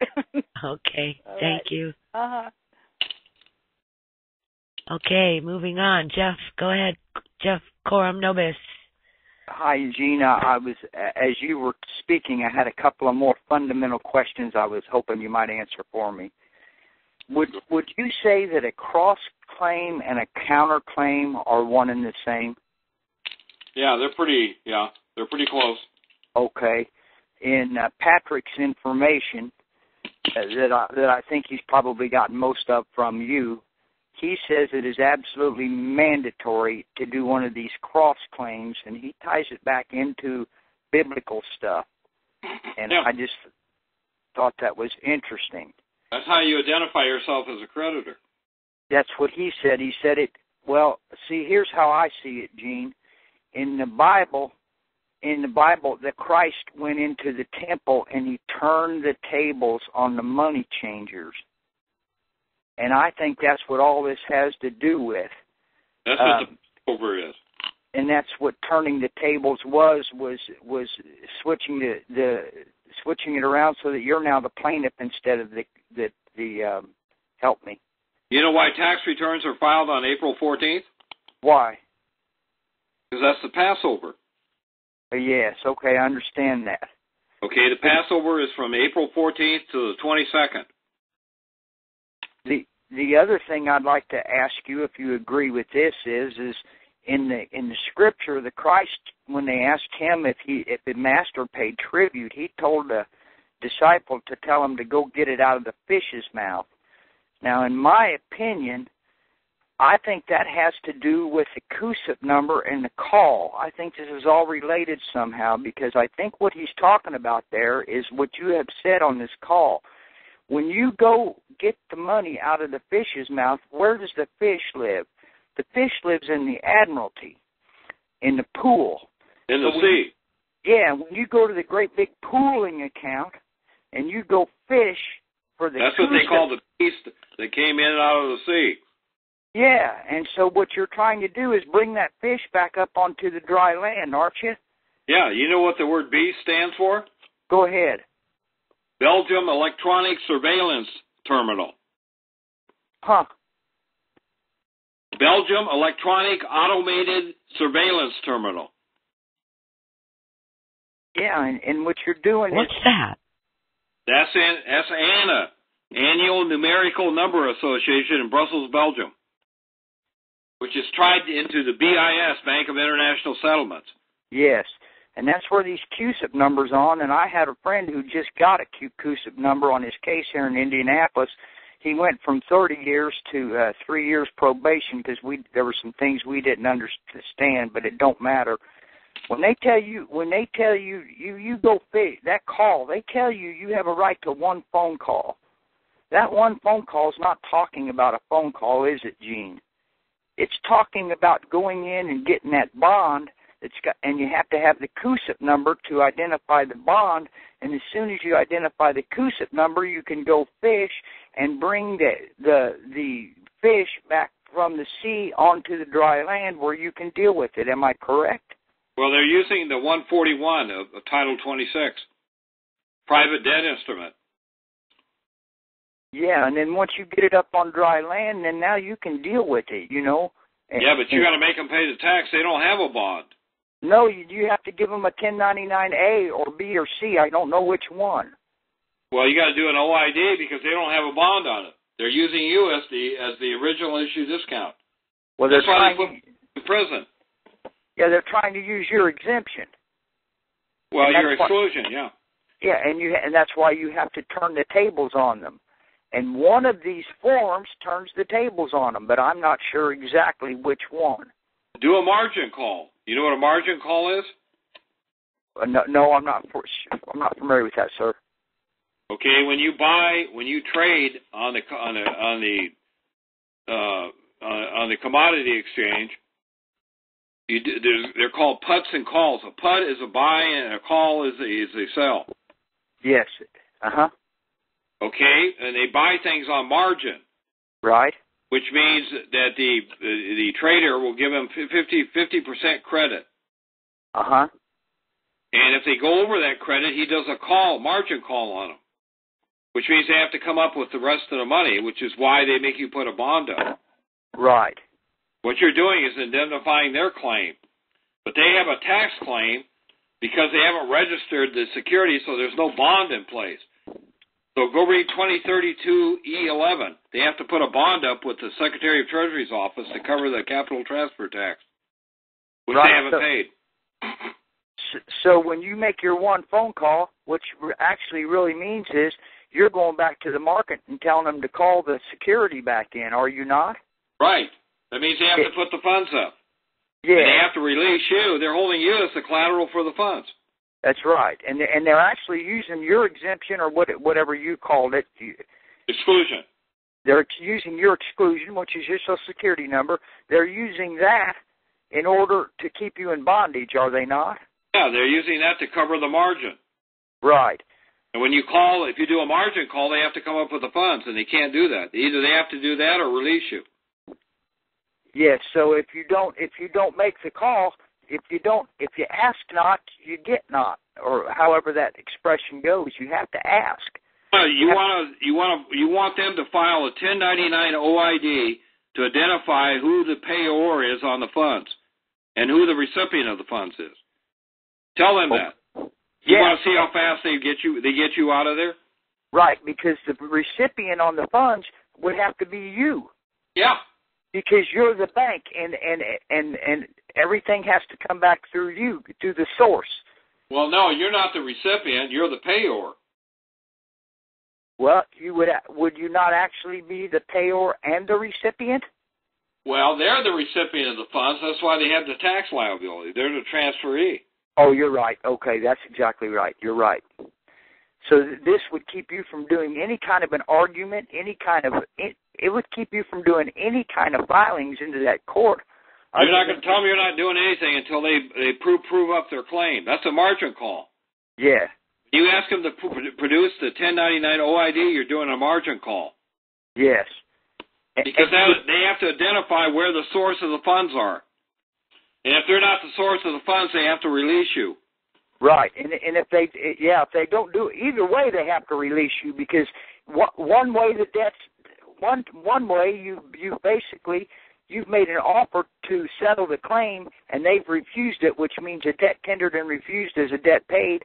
And either way, they have to release you, because one way you've made the offer to settle the claim, and the other way they've refused your offer. So a debt tendered and refuses a debt paid, they have to let you out one way or the other, do they not? Yep. Yeah, that's what I thought. Okay. Very good. You answered my question. Thank you, sir. You're welcome. Thanks, Jeff. Okay, next we have Hi Beautiful 5. That's a lovely name. Give me 5. Hello? Without no jive. Hi there. Hi. How you doing? Well, we're doing pretty good. I have the question on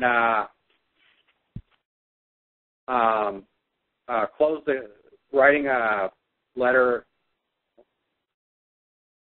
writing on a closed checking account. Yeah? You have to do electronic transfer if you do it on a closed account. Yes, that's what we did, was electronic transfer.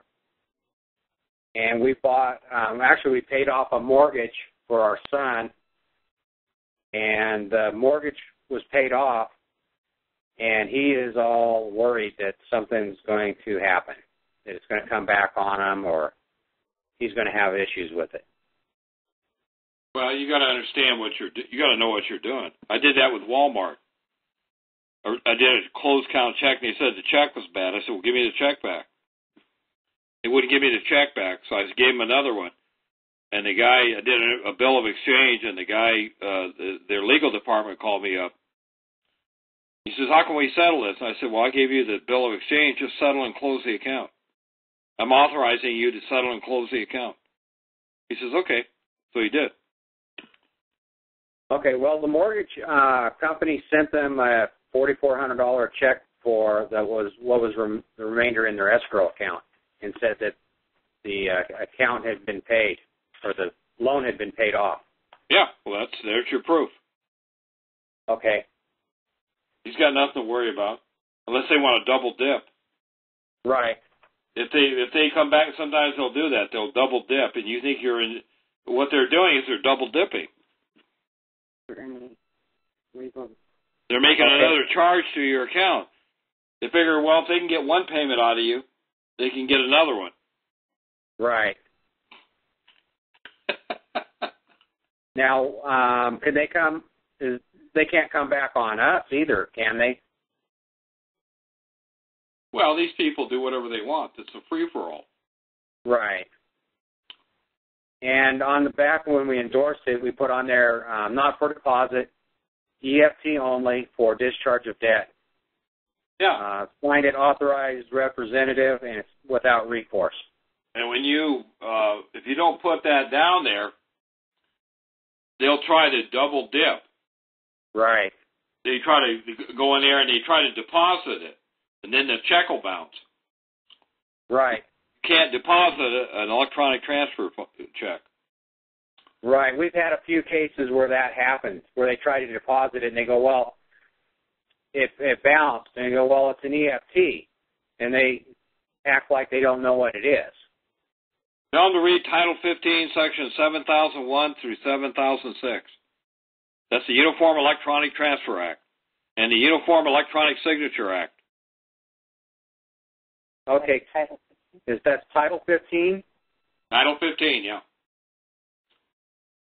7, it's in 1-108 of the Uniform Commercial Code. That's why they created MIRS, the Mortgage Electronic Registration System. They do an electronic transfer. And electronic transfer on a non-negotiable, that's why all these loans are non-negotiable instruments. That's why the Uniform Electronic Transfer Act controls, because it's not governed by Article 3. If it's a negotiable instrument, it's governed by Article 3 and not the UETA. Okay. Now, how would we enforce that if they don't accept it? Well, just, you mean if they send you the check back? Yes. You mean they make another presentment? This is on another case. Well, do a conditional acceptance on proof of claim. Where do they get the authority to make another presentment? Do a conditional acceptance on proof of claim. Oh. Make them prove up their authority to make another presentment when you've already discharged the existing one. That's how you use conditional acceptance to get rid of your liability. And people are not doing that. Okay. Do you have an example of a conditional acceptance? You betcha. Okay. Sign up for my class on Tuesday nights. I go into that in detail. We signed up for it, but because we're not real good at all the PayPal account, and we kind of screwed it all up. So we're gonna try for next Tuesday. Okay. Okay. Now, what about places that say they don't accept the EFTs? They do. Yeah, who says they don't accept it? Pardon me? The UETA has been put into the Uniform Commercial Code 1-108. Tell them to go read the Uniform Commercial Code. Okay. Go read 1-108. Okay, we'll do that. And go read the Title 15, Section 7001 through 7006. Okay, we haven't read that, but I've gone through a lot of the UCC stuff. Read those two sections. Okay. We'll do that. Thank you very much. You answered all our questions. You're welcome. Thank you. Okay, we're going to move along here. We have Cleveland has a question. Go ahead, Cleveland.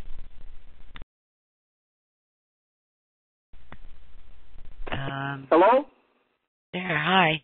Yeah, how you doing? Fine, thank you. Did you have a question for Gene Keating? Yeah, Gene, you mentioned when you were on a talk show, I think a week or two ago, about using a constructive trust along with the executor letter. And I was wondering, can you go into that a little bit about how you put the constructive trust together, how it's worded, or if you have an example of that on your Tuesday class, or can you get into that a little bit? Okay, a constructive trust is what a court of equity uses to give restitution and reimbursement to a plaintiff when they're in illegal, and you can do one. Okay. I have a complaint that was done by Jessica McCarran. It's a RICO complaint. She put a constructive trust into the complaint to give restitution and reimbursement to the plaintiff who she was representing. That's how a court of equity gives restitution to a plaintiff when the person they're doing the constructive trust against is in possession of money that they're not entitled to. That's how you get restitution and reimbursement. That's what the purpose and function of a constructive trust is. Every time you go into court and they're bringing a claim against you and there's another plaintiff involved, they're using a constructive trust in equity. Okay. So what I do is I appoint the judge as a trustee and I make him liable for all the taxes, and they drop the case. So when you appoint the judge as a trustee, that's part of the constructive trust. Right, and you have the power of appointment under the Power of Appointment Act of 1951 because you're the donor. And the donor has that, because it's a Class 5 gift and estate tax, the donor has total control over the power of appointment. You can appoint anybody, and they have to accept it. Read 2038 and 2514 of the Title 26. That's the Power of Appointment Act under Title 26. It was passed in 1951. So you and from your purview, using the constructive trust as enforcement, that would work with the executor letter. Yes, it would. Cases where judges just gloss over it and keep moving on. That's what David Clarence has missing from his executor letter. Mm-hmm. You have the power of appointment. You can appoint anybody. You're the holder of the power of appointment. Why? Because everything is a Class 5 gift and estate tax, and the donor controls it all.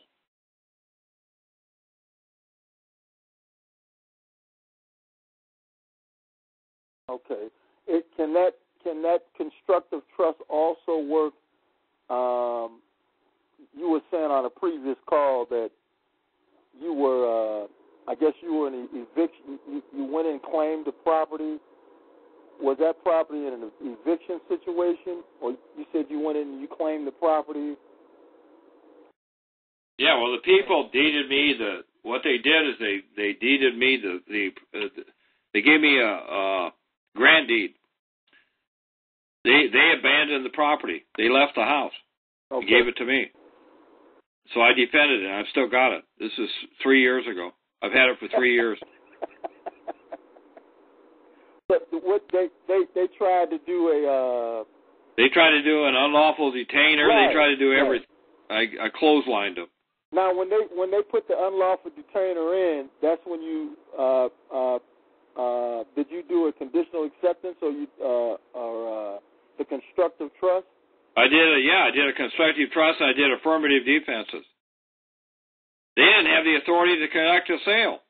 Did you know that 50% of the owners of the notes have to certify before they can do a substitution of trustee? Under 29, go read 2934 of the California Civil Code. Okay. Well, the letter that you read on the previous call with David. I wrote that it's a $60,000 car loan. The judge took the case off the calendar. You mentioned some. Yeah, I remember you were saying that. You also mentioned some Ohio law in that case. Well, it was all California. Mm-hmm. 3305, which is 3301, 3303, and 3309. You have to be a holder. They're not a holder.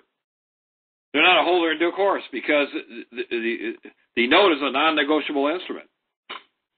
Okay. So they took it subject to all your defenses and claims. So if I do defenses and claims, what are they going to do? Right. They can't foreclose on the property. 3 years, huh? Yeah, I still got it. I'll have it 3 years from now.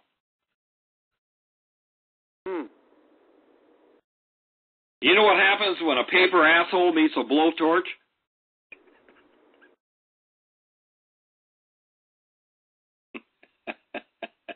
What? This family show, Gene. Okay, excuse my French. You get spontaneous combustion. Right. Right. Well, I'd like to see that. Are you going to present that Tuesday? Like an example of that? Okay. Remind him. You got to bring it up. Just remind me, and I'll go into it. Okay. Fantastic. So write it down so you can remember. Is there anything that you do you see the executive letter as being with your knowledge in the areas of expertise with trust law and I think the office is vacant. I think the donor has the power of appointment. Go appoint yourself the executor. Okay. Tell you under 2038 and 2514 of Title 26, I'm appointing myself the special occupant of the legal estate of the decedent by absolute. It's called absolute estate. Absolute estate. You said 20 what? 2038 and 2514 of Title 26. 25. Okay. As the donor beneficiary of this trust, or you can call it a constructive trust if you want. I'm appointing myself as I'm filling the office of the special. I'm claiming the office of the special occupant of the legal estate. Say it's the legal estate. It's not a legal estate because there's no executor. You know what happens when you know what an intestate is? When an estate has no heir or beneficiary. That's why these judges are doing constructive trust and equity. Right. And giving restitution and reimbursement to the plaintiff, which is the lender or the servicing company. It's because there's no beneficiary or heir. You are the heir and beneficiary to the estate, and you're not stepping up to the plate, and you're striking out. That's why you're not winning in court. Right. They took me out of their system. I'm not even in their system now. So do you know how once you establish a trust, there's no need in going after their bonds as enforcement? No, that's a waste of time. Make them liable for the tax. Oh, right. Fantastic. Taxable termination. I'm appointing myself, the donor, as the executor of the estate. And I'm making you the trustee by power of appointment of the Power of Appointment Act of 1951. What are they going to say? And because you're the occupant of the executor office. Right. I'm claiming the executive office of the legal estate of the decedent. Right. That's what's missing on David's letter. Because you cannot make that appointment as the grantor, can you? No, you have to do it as the donor. Right. Because the donor has. I looked this up. I'll go into that in my class. Yes. Show you the authority for it. Right. You got total power, and you're not using it. Well, I like the fact that you bring in Title 26, 2514, and Title 26, and the other, I think it was 38. 2038. And I'm gonna study that, but you're bringing in. I have the original laws, the original statutes which they passed those. Public law. Okay. They passed that in 1951. Now, when you, what's your stance on the General Post? Is it, if the General Post is being ignored? I mean, I know we're sending in letters to the Postmaster General, the Postal Inspector, but if the General Post is being ignored, do you use the General Post with your executor letter process, or? Yeah, I would. Okay.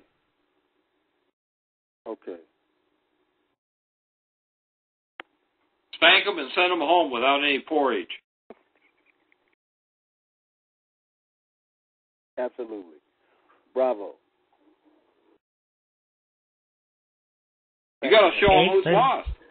Right. You know what the bottom line is? If you don't know what your rights are, you don't have any. And you know what rights are under the Uniform Commercial Code 1-201? Rights are remedies.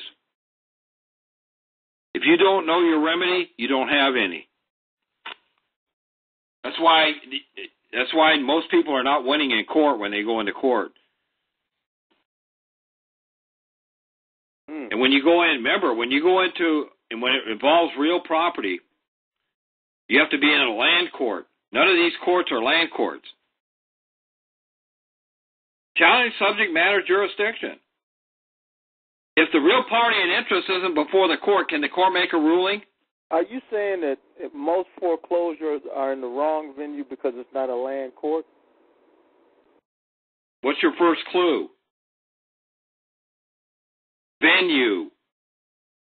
You're in an improper venue, and you know where they're getting subject matter jurisdiction? By contract, because you're contracting with them. Go in there say, I'm here by special appearance on proof of claim. I'll conditionally accept your offer to move forward on this case on proof that this is a court of record and that this is a land court that has jurisdiction and venue under the Constitution to litigate land cases, which is what a foreclosure case is. None of these courts, and I'm not talking about an N-U-N, I'm talking about an N-O-N-E.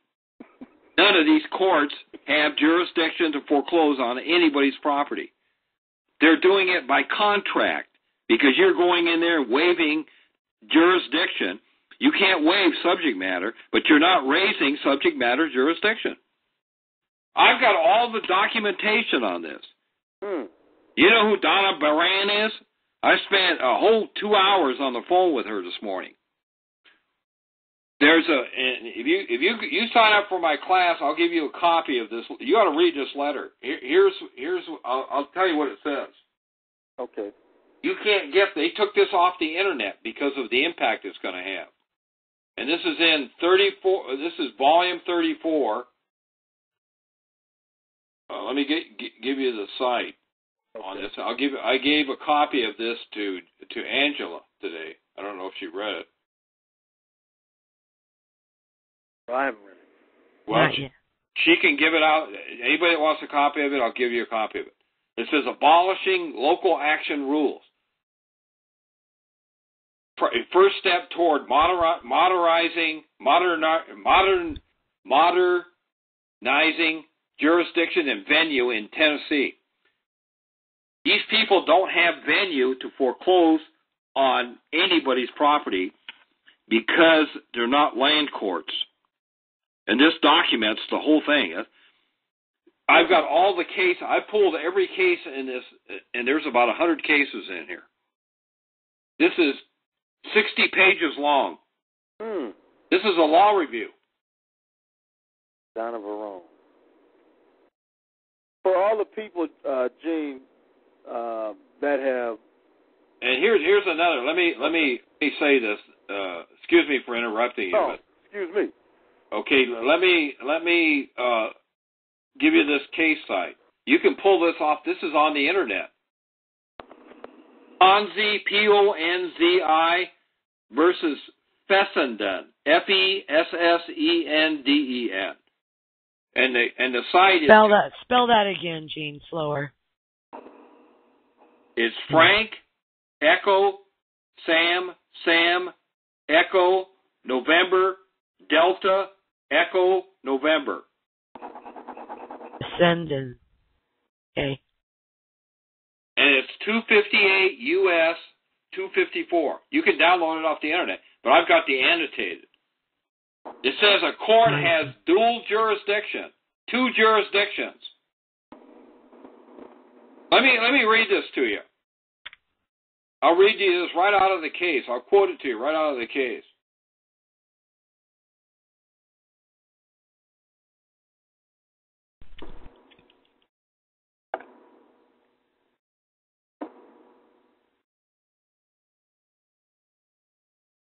We live in the jurisdiction of 2 sovereignties, each having its own system of courts to declare and enforce its laws in common territory. It would be impossible for such courts to fulfill their respective functions without embarrassing conflict unless rules were adopted by them to avoid it. The people for whose benefit these 2 systems are maintained are deeply interested that each system shall be effective and uninhibited in its vindication of its laws. The situation requires, therefore, not only definite rules fixing the powers of the courts in cases of jurisdiction over the same persons and things in actual litigation, but also a spirit of reciprocal commodity and mutual assistance to promote due and orderly procedure.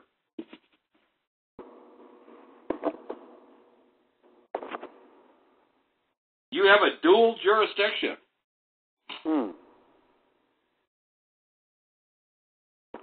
Listen to this. The chief rule which preserves our 2 systems of courts from actual conflict of jurisdiction is that the court which first takes subject matter of the litigation into its control, whether this be person or property, must be permitted to exhaust its remedy, to attain which it assumed control, before the other court shall attempt to take it for its purpose. The principle is stated by Mr. Justice Matthews in Covell versus Heyman, 111 U.S. And I pulled that case. I pulled every case in this case. So whichever court, even if the court doesn't have subject matter jurisdiction, if they take control of it by you contracting with them, they have to exhaust that litigation. But if you challenge subject matter jurisdiction, then they have to prove it.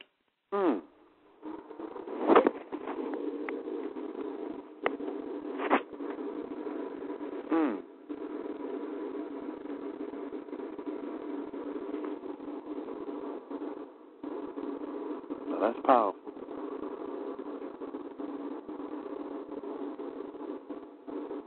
In a land court, and in Florida, it's the county court.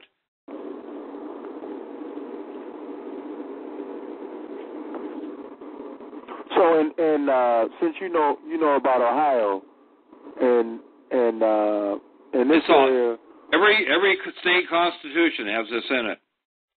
Most of them have a county court. Okay. It's called a land court. And they have, only the land court has venue over the foreclosure. None of these courts that are foreclosing on these properties has venue. And nobody's challenging venue. When you say county court, you mean like, for example, Cuyahoga County, because I know you know Cleveland. Cuyahoga County, wouldn't that be the court? I believe it's the Court of Common Pleas. Right. Well, they're doing it right here because that's the court that they foreclose in, the Court of Common Pleas. Yeah, but is that a county court? Yeah. Go look at your Constitution. I haven't read Ohio's Constitution. Ask them if they have jurisdiction over land. Okay. Where does it say it in the Constitution? Go look in your Constitution. and see where the jurisdiction is conferred on them to do foreclosures.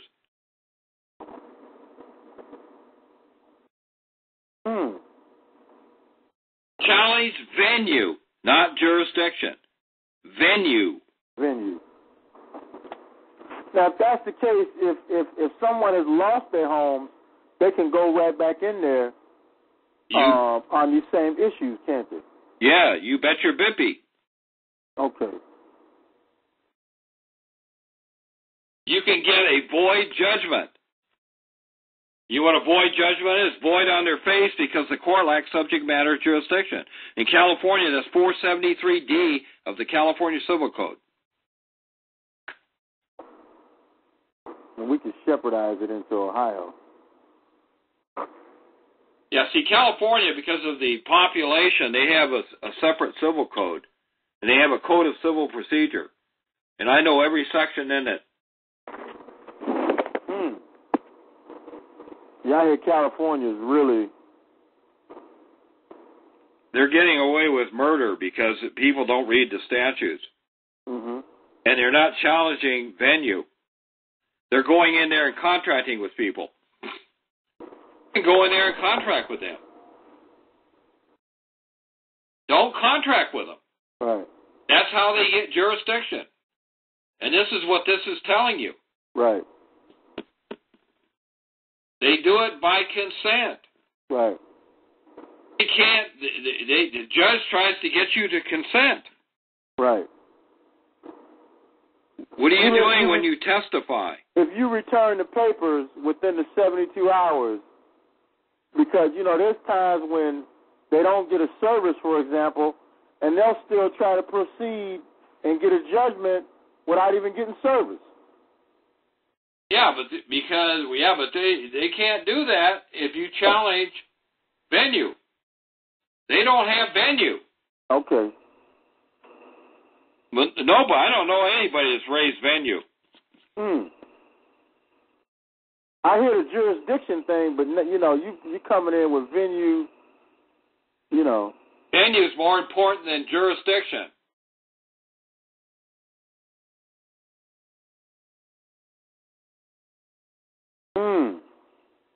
That's powerful. I'm gonna check the Ohio Constitution. Yeah, it's because it'll tell you what.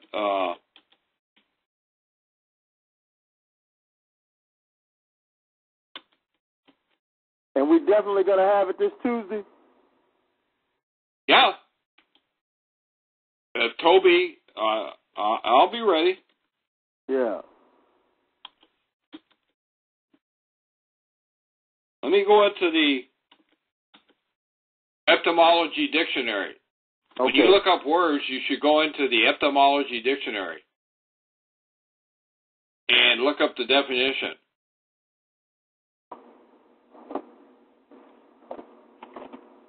I'm going to look up the word venue.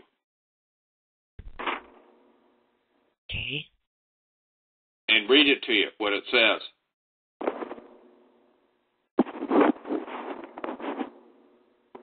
Un momento, por favor. Okay, Cleveland, give us a little song and a little music, maybe. Start singing. How's your voice here's tonight? venue. Let us know. Come to Cleveland. Okay. Venue.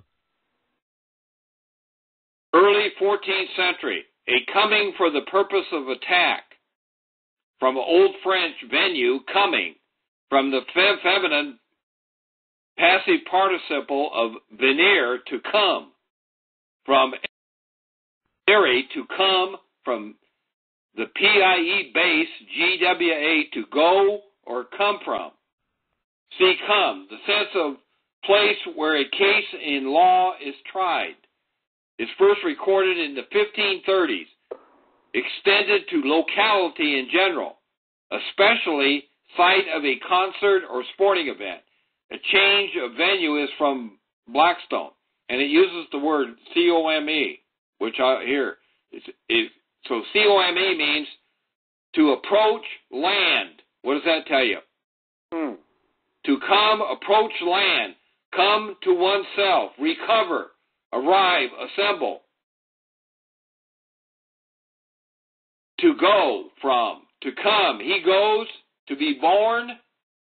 Substitution of O for you is scribal change before minimums. Originally, M-U-N, Manuk, some. Modern past tense from came is Middle English, probably from the old noun.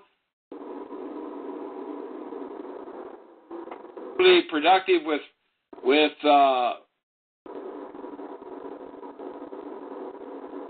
verbs.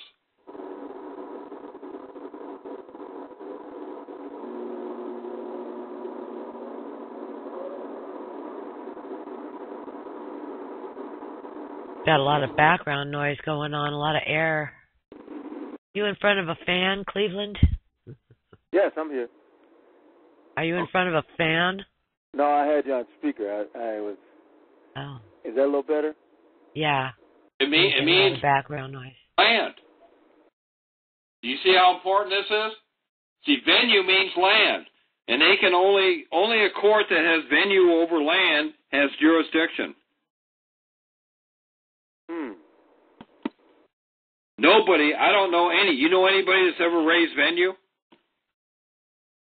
Well, I would say, Angela, doesn't Harold in New York, I mean, I haven't talked to him in a long, long time, doesn't he bring up the issue of venue? Yeah. Yeah. I think I mentioned Harold to you, Gene.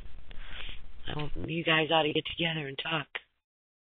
Yeah, I'd like to talk to him. Sound like a smart man. Yeah, he is. Yeah, that's venue is very important. They don't have venue, and you're giving it to them by consent. You're consenting to it, even though they don't have it. You're giving it to them. And I know you mentioned earlier how you go in. You don't go in, waiving any of your rights, and you go in special appearance. Yeah. Right. I don't consent.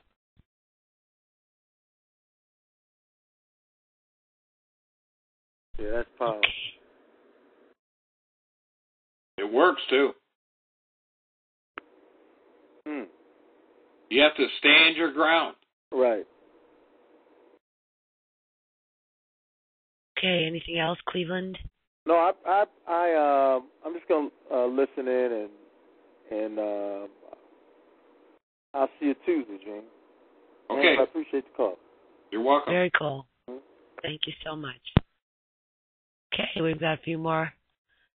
California. Go ahead, California. I guess that's me, right? That's you. Oh, hi, Dallas. Hi, how are you, Angela? Fine, thank you.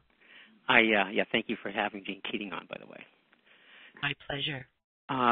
Gene, I have a couple of questions. That I actually have a DVD of you from a couple of years ago that I've looked at a couple of times, and I haven't looked at it in the past year. But it was a seminar that you did where the same thing I heard back then is the same thing I'm hearing now. So it's telling me that what you're saying is accurate, and it's something I appreciate. My question is regarding the 8281 form. Me and a friend are helping someone else that kind of got in trouble. They listened to someone using a 1099 OID and got a fairly decent check, kind of a little bit under $200,000. Ended up paying a bunch of bills, getting things done, and then the IRS came back after him. And so he's been through... They want to find out if you know what you're doing. Yeah. He's been through U.S. District Court. He's down in San Diego. Been through U.S. District Court already. What they want to do is they want him to... they're attempting to enforce the summons on him to, his books and records and everything. And so what he's doing now is he's doing an appeal. But I was looking at the Form 8281 in regards to Part 2. File a 490 form. Ask them where their claim is. And what was that again? 4490, proof of claim. Oh, so the proof of claim. Yeah, make them prove their claim. The IRS. Okay. Now, would he need to do an 8281 since he did a 1099 OID? Well, I'd make them prove up their claim. Okay. Even though you didn't file the 8281. Okay. So proof of claim. Okay, and that's the IRS Form 4490. Yeah. Okay. All right. Yeah, because what they're attempting to do right now is to do coercive tactics to get him in prison because he's doing an appeal, and everything we've done so far is based in pure law. And so they've made tremendous amount of errors. I mean, all kinds of errors. I can't believe they're that stupid. But and everything they put on paper. And yeah, they're well, maybe they're not stupid. They know what they're doing. They are just rolling over him. They just don't care. They don't even read anything that he submitted, and they are just rolling over him. They just don't care. The judge is writing orders that, just the way the U.S. attorney is telling them to write, and so so this proof of claim is the one that should be sent directly to the Internal Revenue Service. Yeah. Is the address to send it to on the 4490? I believe it is, yeah.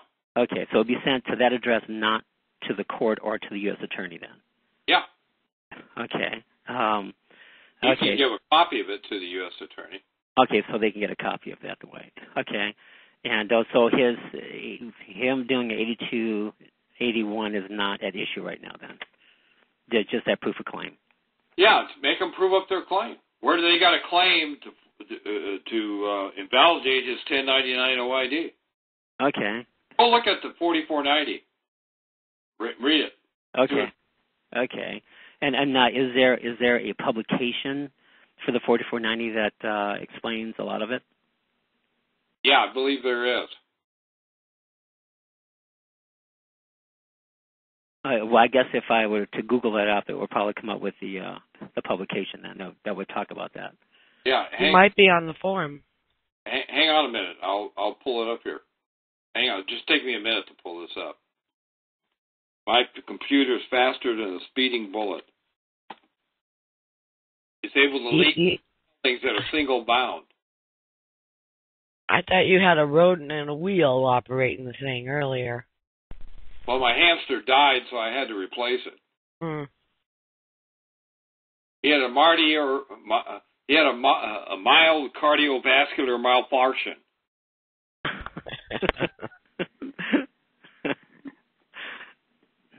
Poor thing, driving it to the bone. Yeah, it's Form 4490, proof of claim for internal revenue taxes.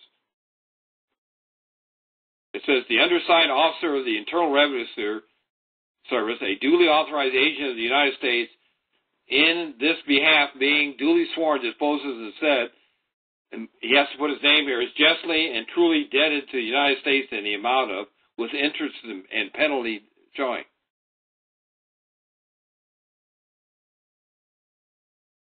Okay, I'm attempting to pull that one up too, but my computer must be just like yours. So I'm having a hard time pulling it up. Okay, I see it right now. Yes, I see it. Okay, there's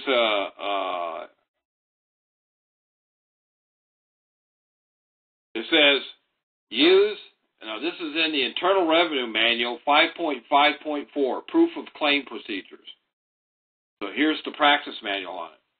It says use Form 4490, proof of claim for internal revenue taxes when filing a claim in probate or non-bankruptcy insolvency proceedings. Now, just like you talked about earlier, they did file a notice of federal taxing against them, and it was on the kind of tax, I see it here, the kind of tax and period, 1040, which is Section 1040 for the estate tax. And I'm familiar with what you're talking about under Document 6209 for the tax class 5 type taxes, estate and gift tax. Yeah, it's tax on farm property. Right, and I didn't know that about what the definition of form was until you explained that. Now that makes sense to me. Now it's an alternate valuation on a decedent's estate. Right, under 2032A valuation. Yes, it's a valuation on a carryover basis. Yes, and you know what? The one thing I mentioned too that we're doing is I know because it's happened to me before, and I know I pulled up a Privacy Act transcript, and in the transcript it actually shows that in there that they designate us as the executor, and shows the carryover basis in there. Yeah, appoint them the executor. Yes. And that's what they did for him. So I guess that kind of tax on this Form 4490 would be the 1040 tax. Send them a letter telling you that under 2038 and 2514, under the Power of Appointment Act of 1951, you're appointing them as the executor of the estate of the decedent. Now they have to pay all the taxes under. So you mean as executor or as a? Yeah, appoint him as the executor of the estate. Oh, appoint them as executor, not him. He wouldn't be the executor. Yeah, appoint the IRS agent that's coming after you as the executor. Okay. Because whoever is the executor has to pay the tax, right, Gene? Right, yeah. Go read 2002. Okay. So you appoint the executor, them as executor. IRS.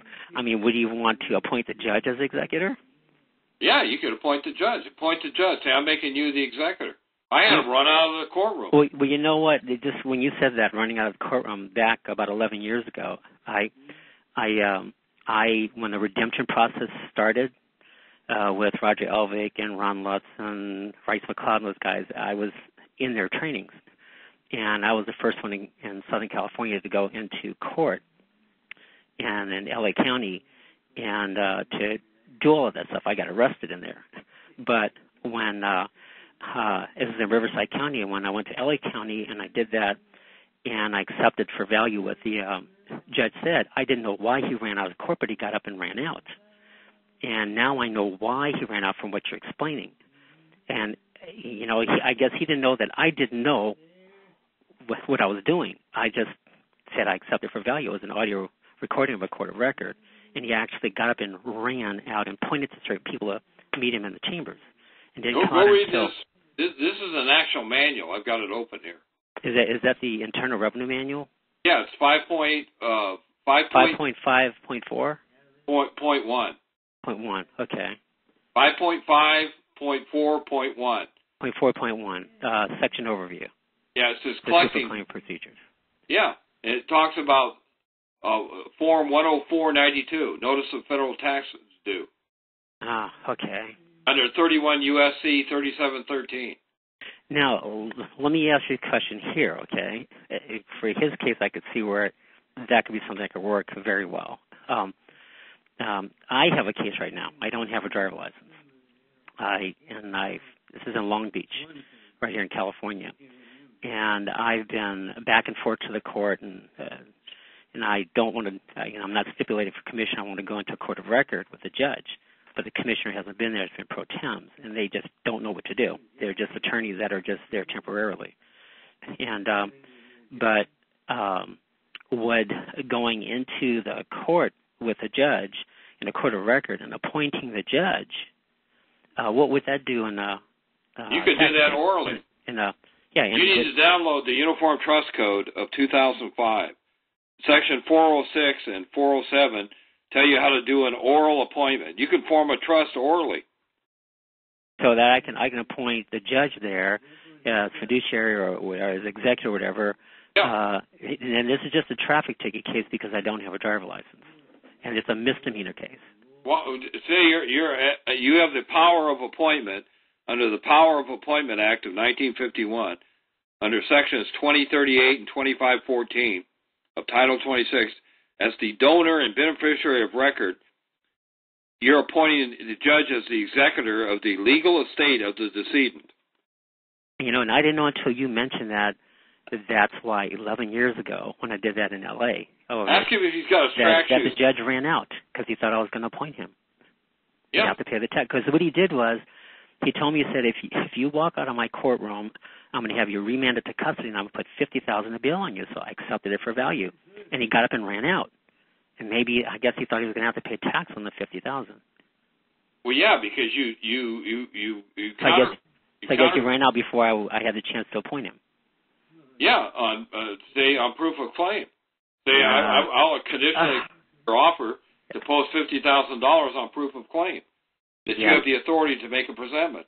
That makes sense. And Gene, when I saw your DVD, I looked at it. It was, I guess, the most precise explanation of the commercial process I've heard since 1999. And I hunted you down. I couldn't find you. And now that I found you and you have a Tuesday class, I will be there. Yeah, I've been successful on every time. Every time I do, they don't even send me. They sent me a $3,000. You know this house I got that I took over? I did a hostile takeover on it. The attorneys sent me a $3,000. They represent Hawthorne Estates because this is a gated community. They sent me a $3,000 property tax bill. And I did a contention. You got to read this letter I sent them. Never heard from them again. You know something? I did. I was close to that. Okay, and I still didn't know what I was doing, but I heard someone ask about closed account checks. Did you know that California is not a state? California is a territory. Why do you think they're doing all these foreclosures? Did you know that California was never properly ceded to the United States under the Treaty of Guadalupe Hidalgo? It's still a territory. Yeah. Did you know they changed Article 9 and Article 6? And Article 8 and Article 10 that all Mexicans were to be made American citizens under the treaty? They took that section out. And that they were to be granted all their land grants? They took that section out. They changed the whole treaty without the permission of President Polk. Nicholas Trist did this under contract with the Senate without the approval of the president, so it's not valid. The president has to approve all treaties. Wow. So none of these court decisions, none of these courts have any jurisdiction to do anything. None whatsoever. The real party in interest is the president of Mexico. Go download the Treaty of Hidalgo. I wish I had time to go into it. I go into this in my classes. When you mentioned that, and I have one last question that's probably real quick. But when you mentioned about the courts, I forgot what I wanted to ask you. But let me ask you my question. So my last question here. About 10 years ago, someone earlier mentioned about the closed account check, and I wanted to see if that was something that just was a quirk or was there something real about it. I used a closed account check with a court in Riverside, California, and it was for the fine once they convicted me. I didn't know what I was doing. It was my first time going through the redemption process, and they fined me $2,150. And they kept sending me a bill saying that they were the creditors. They were my creditors. The bill said, your creditors on every one they sent me. And they said if I didn't come in and pay the bill, that they would send out a warrant for my arrest. So I went in. And when I went in, it was pro tem, and the commissioners and the judges that I knew who knew me there, because I'd been there, I was there like every other day for almost a year. They weren't there. And the pro tem didn't know why he was there. And when he said all I had to do was pay it, I asked him what form. He said, you could pay by cash check. But I said, I'll give you a check. So I gave him a closed account check. I went down to the clerk, paid on a closed account check, wrote what I need to write on there, went back up, and that was it. Then about a month later, they said I need to go in and talk to financial services. When I went and talked to them, they said it was bounced. I said, you're paid. I don't need to pay you anything. You're already paid. Don't bother me. And I left, and I kept looking on the Internet, and they said they were going to file a warrant for my arrest. Nothing ever happened. They voided it out. Now, what did that mean, that they voided that out? They said they voided it out, and I've never heard from them since. They've never bothered me. Yeah. What did that mean, they voided it out? Well, they made it disappear. Voided the judgment. So they just voided it with a closed account check. That's what you can do under 473D on all these unlawful detainers. They're void judgments on their face because they never had the authority. Ask them if they have 50% of the certification and acknowledgement, but 50% of the owners of the notes.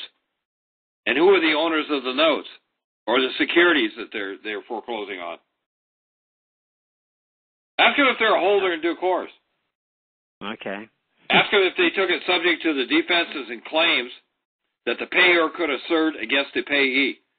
Say, isn't that true under 16 CFR, under the Federal Trade Commission, Section 433.2, that you took it subject to all the defenses and claims that the payer could assert against the payee? Is that true or not? Yes or no? You want to see his fanny pucker? Well, thank you very much, Jane. Thank you very much. Thank you, Angela. Oh, thank you, Dallas. Have a good one. Okay, moving on, we have Oregon. Go ahead, Oregon. Do you have a question for Gene? Hey, Gene. Good to hear you. Thanks for having me on, Angela. I hope I'm sounding all right. Well, I wish I'd give Barely. We need you to get up real close to your mic because it sounds like you're a million miles away. Okay. Could you repeat that last CFR that you mentioned? 16, Volume 16, 433.2 of the Code of Federal Regulations. Go into the electronic. Type in Electronic Code of Federal Regulations.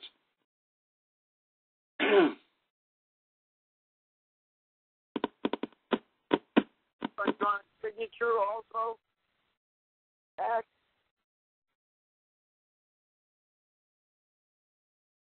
Hello? Yeah, go ahead. That's all the Electronic Signature Act, right? No, that's the disclaimer that they have to. Are you talking about the UETA? Uniform Electronic Transfer Act? Right. And isn't that what you said under 16 CFR? Yeah, no, that's 16 CFR is the disclaimer that they take it subject to all defenses and claims. You should ask them that when you go in these venue. Say, didn't you take that subject to all my defenses and claims? Well, here's my defenses and claims. Well, watch them cringe. I love you, man. Tell them you want your proceeds from the sale of the security. Yeah, that's what I want. Where's the check? Yeah, where's the check?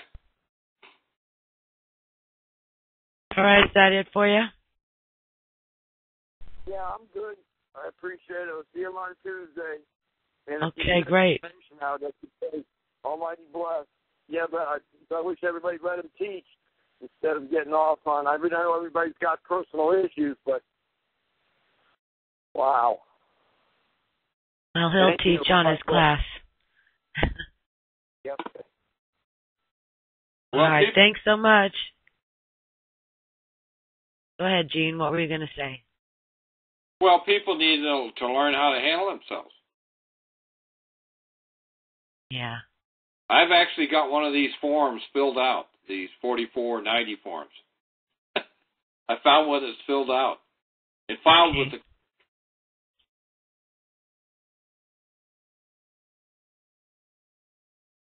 I'm going to save this to my computer.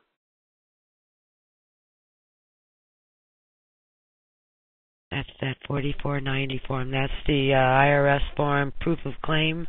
Yeah, this is a bankruptcy court. Yeah, they actually filled this out and filed it with the court. It's in the District Court of the District of Colorado. Receivership. Okay. You want to take some more questions? Yeah, now I'm going to fold up. What One more question. Well, we've got 3 people. Okay. I'll take 3 of them. Okay. Thanks. Okay, beloved or beloved. Go ahead. Do you have a question? Yes. Can you hear me? Yes, we can. I can hear you. I was growing medical marijuana, and I had the cards and patients, and they came in and took my harvest, and they took my safe that had $30,000 worth of gold coins, and they confiscated my car. And I didn't know. I ended up having to hire an attorney. But how would I have been able to get my things back? Who's they? The Drug Enforcement Code. DEA? Yeah. Well, do a 4490 on it, proof of claim. You can do you didn't lay claim to it, so it's abandoned property. Go read mitigation and go into Title 8. They do it under Title 18? Section 981, 982, 983? I don't know what they did it under. It was under the health code. Well, it's a forfeiture. Yes, that was the big thing. You had 20 days to post bond, and then they kept my bond money, too. But no, what you have to do is file an NREM. They do it under Supplementary Rule C. You didn't file an NREM complaint laying claim to the property to mitigate it, and so they take it and they take the proceeds. It's abandoned property. Well, I didn't abandon it. I put the bond money up, and my attorney negotiated with them, which was totally unfair. So I didn't know what to do in the situation. It's too late to do anything now, but I wanted to know what I should have done. You should have filed a claim. You should have never hired an attorney. They're dumb. That's why they got Mack Truck tattooed on their forehead. Yeah, they're in bed together. And they're liars. You know how you can tell when they're lying? How? Their lips are moving. And how do we get... I'm having a hard time getting signed up for your class. You got to email Toby. Okay. Skype, Toby.Butterworth. Angela has it on her website, how to sign up. Okay. I've been trying to get in there with her website, but it didn't work. www.myprivateaudio.com. Okay, very good. Thank you.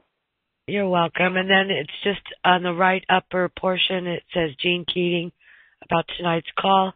Click on that, and it'll take you to a page where it'll show you Toby's name to Skype for, and also the PayPal address. Will we be able to do it other than tonight, or does it have to get enrolled tonight? No, you can do it. I think he takes, all the way up to the day of the thing, right? Yeah, as long as you get in there so you're registered. Yeah, okay. You just have to give him enough turnaround time to send you, I guess, the link and password to because I guess each person gets their own distinct link to the webinar. I'm not good with the computer, so thank you. Okay. Yeah, I'm not it's either. Not too difficult. It's not difficult, though. It's not you'll get the hang of it. Alrighty, was that it for you, dear love? Yes, thank you. Okay, thank you. Okay, moving on. Teresa, hi, Teresa. Did you have a question for Jean? Yes, hi, Jean. Hi. You're a wonderful teacher. I heard a tape from you from years ago. Somebody forwarded it to me. And you're just the best teacher on the planet as far as I'm concerned. I've heard a lot of teachers, and you really are dynamite. And I'm so honored and pleased to hear you tonight and be able to talk Thank you. to you and to hear all this. I'm just, I've listened to a few bad advice, I guess. It started out when I listened to Winston Trout's coaches that I paid for to show me how to do the OID process, and that ended up in a tax lien of 100% since last May. And it's been pretty terrible, even though Winston doesn't teach that anymore. The damage is done, and I just really think that the coaches that charged that money should have come back and shown how to undo the the damages, and no one stepped up to the plate or did that. And then just recently I listened to David Clarence tell me that I could write some checks on an account. So I wrote checks on an open account, and that it ended up closing. The bank ended up closing the accounts. And one of the checks I wrote recently, of course, after I tried to call David back, he decided to no longer answer his phone anymore. That was nice of him to step up to the plate, too. But a medical bill for $350 of my son's, I wrote a check, a negative check for that one. And now I got this letter yesterday from the medical place saying that I had to pay the $24 plus a $20 bounce fee, and on top of that, if I didn't pay it within, I don't know, like 5 days or something like that, that they were going to send the police over to my house. So I've listened to all the wrong people, and I'm so grateful that you have this class coming up, because $25 is affordable. It's something I can do, and I'm not going to listen to any of these people anymore at all. You're just absolutely wonderful, and thank you. You're welcome. Thank you, dear. And what can what can you tell me about these backward checks? And I don't want the police showing up at my house. And I have an IRS 100% lien anyway. I thought maybe I'd write back to them and say, well, if you want to call the police, that's fine, but they're not going to get anything from me because I have a 100% lien. And a 100% lien means no matter where I work, I can't give them anything. What you should do is use the bill as a check. Do a pay to the order up. It's not even a bill. It's a letter written. It's just a letter written that they're going to send the police after me. Okay. Do they have an amount on the bill? It's written in a letter form. Yeah, $324 or something like that. Do a pay to the order up. Okay. It's a bill. Or a bull. In ecclesiastical law, they call it a bull.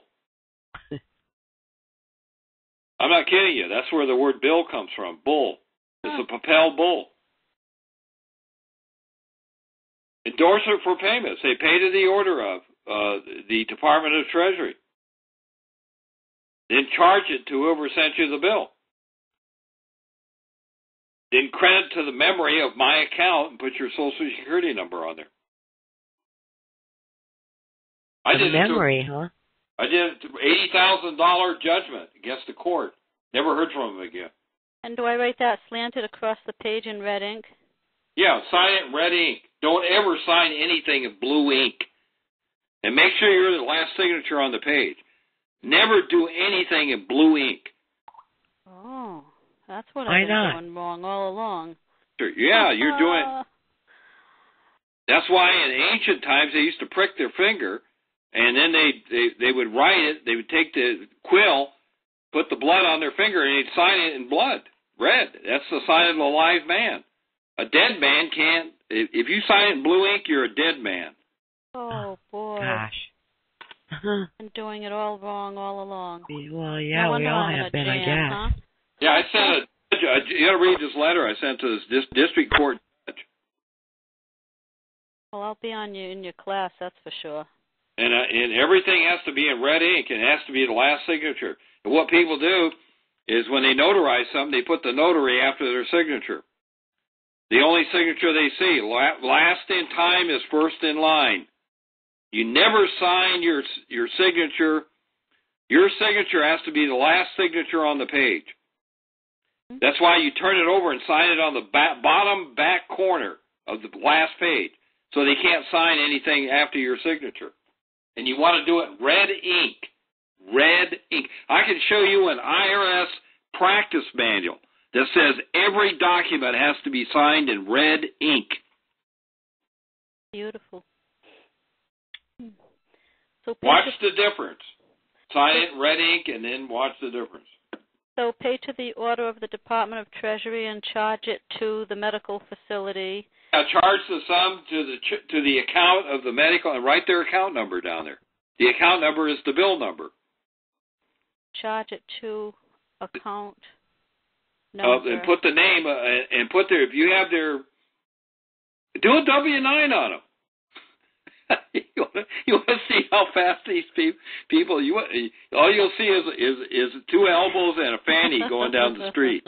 I love that one. They'll burn rubber. I laugh at these people. They don't. None of them bother me anymore.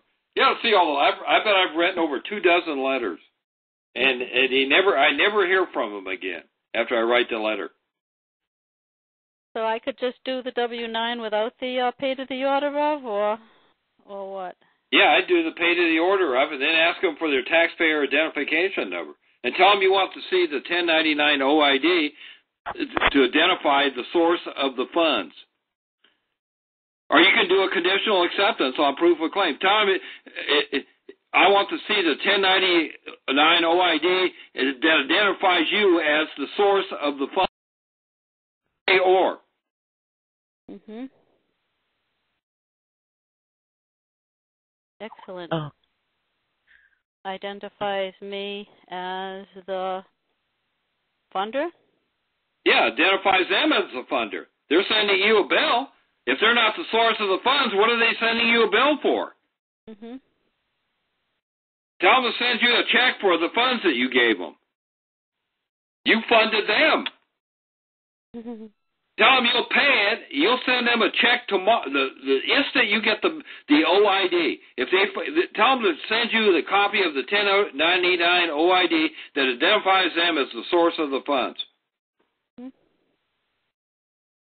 and that you're the recipient, and you write them out a check you'll never hear from them again. Tell them if they don't send you the OID, you're going to file one with the IRS showing them as the recipient of the funds.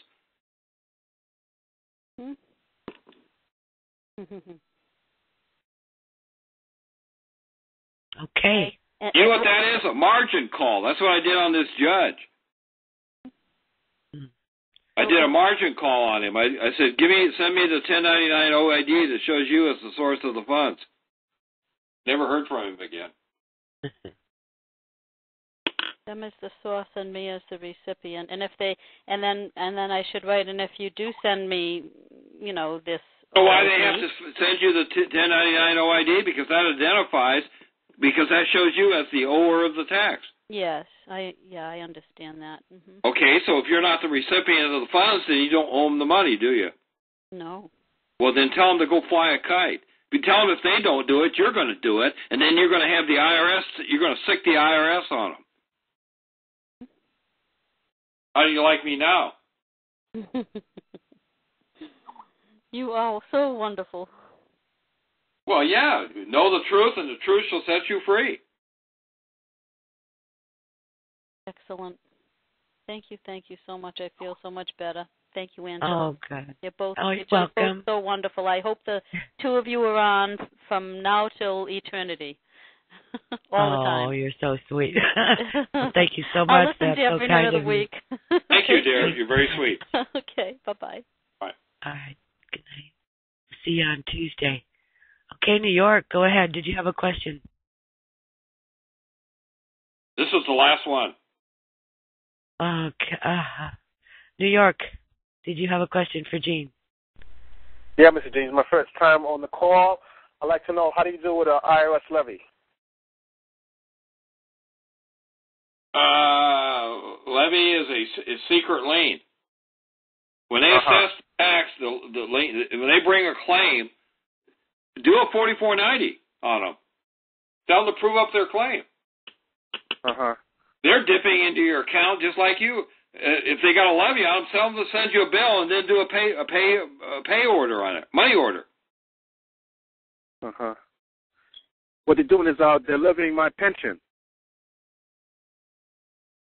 Well, tell them to send you you got a bill from them for the amount of the tax. Yeah, they claim I owe with penalties and interest and all that. They claim I owe them so many $100,000. Well, do a pay to the order of. And then charge it to their account, and then credit the memory of your account.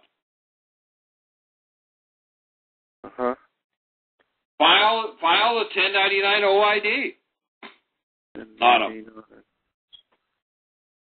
OID. Okay. Showing them as the recipient of the funds. Uh-huh. Showing the IRS as the recipient of the funds. 1099 OID. And when have you ever seen anybody assess the IRS a tax? Never. Well, they're sending you a bill, aren't they? Mm-hmm. Well, what's your first clue? They're using your credit, so bill them for the tax. They're no different than anybody else. Uh-huh. How would you do that, Gene? How would you bill them for the tax? Send them a bill. Do a money order. That's how you do it. Take their bill and do a money order. That's assessing the tax. Now they have to either pay the tax, tell them you're going to file an OID on them. File the OID on them. Show them as a recipient of the funds.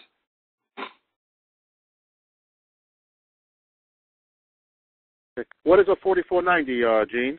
Proof of claim. Uh-huh. Go read it. Go read the internal. I got two practices here.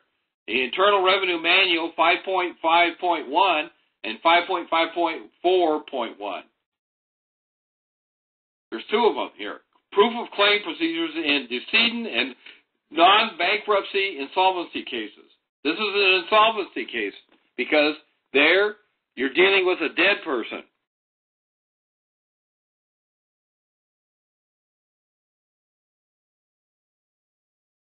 And go read 3128 of Title 31. 3128 title, okay.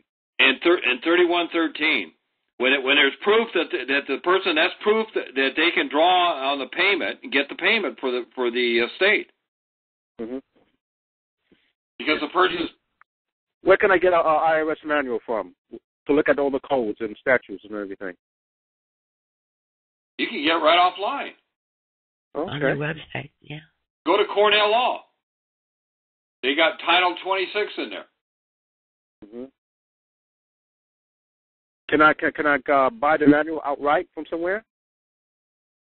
Yeah, you can buy it from Westlaw. They have the Internal Revenue Code of 1986. Okay.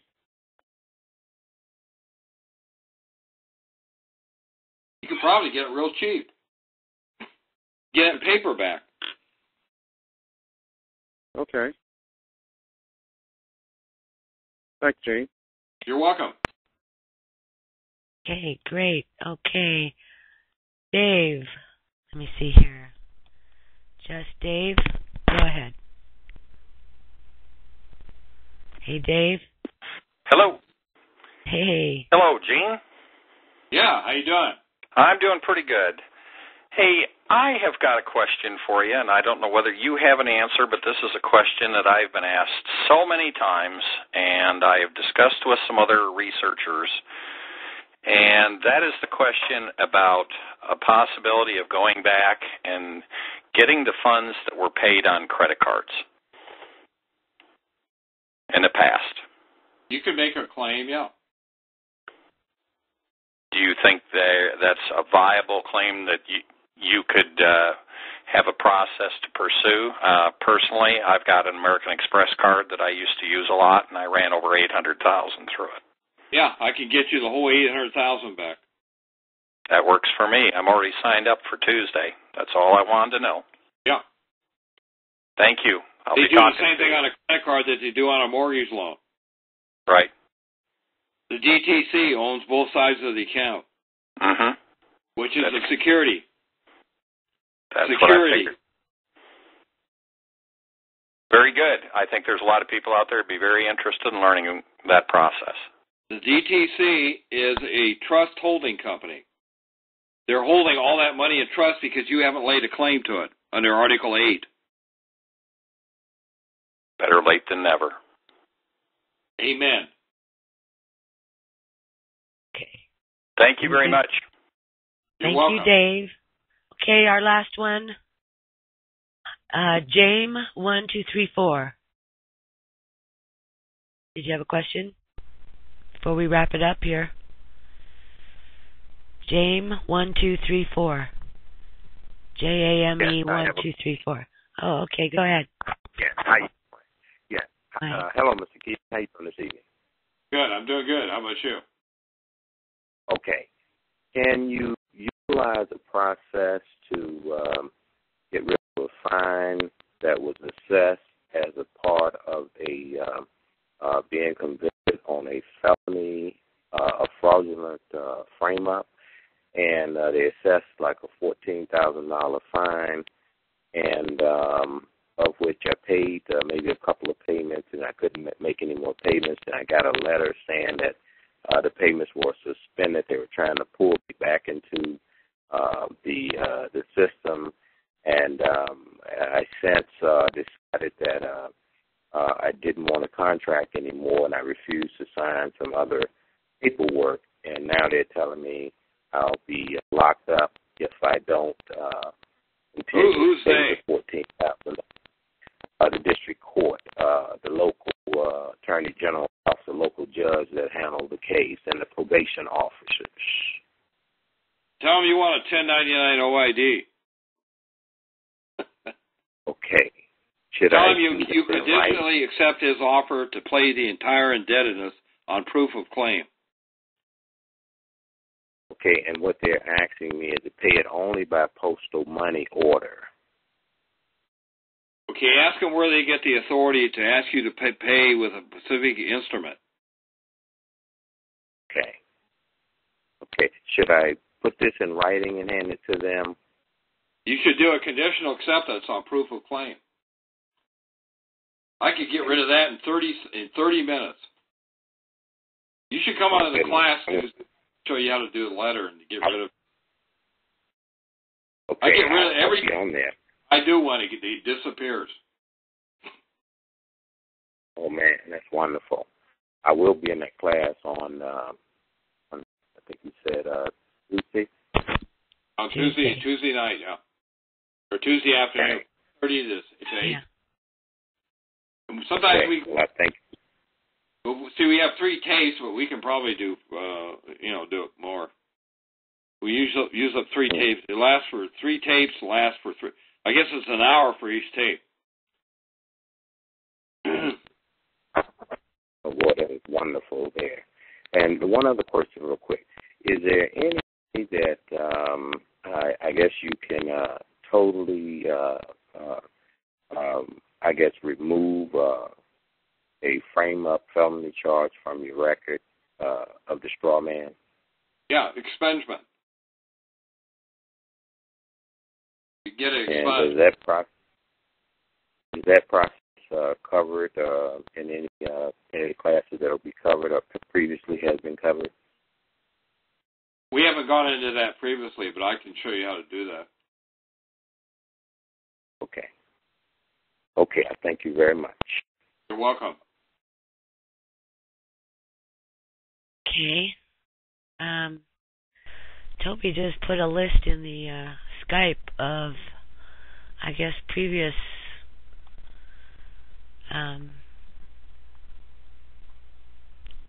Toby, are those the previous archives of Gene's classes?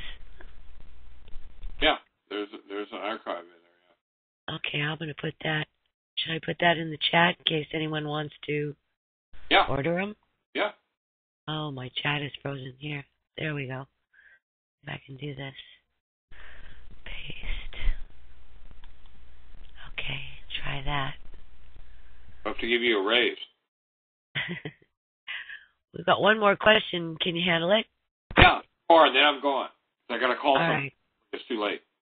Okay, Daniel Ray, go ahead. I have a very simple question. Can we purchase back webinars? Yes. I just put the link on the chat. Actually, if you, I guess I'll put it on the website. In the next day or so, check the myprivateaudio.com website and click on guest speakers up at the top. And down at the bottom of that page is Gene's information. Thank you so much. You're welcome. You're welcome. It's easier for you. All right, well, I guess that's a wrap.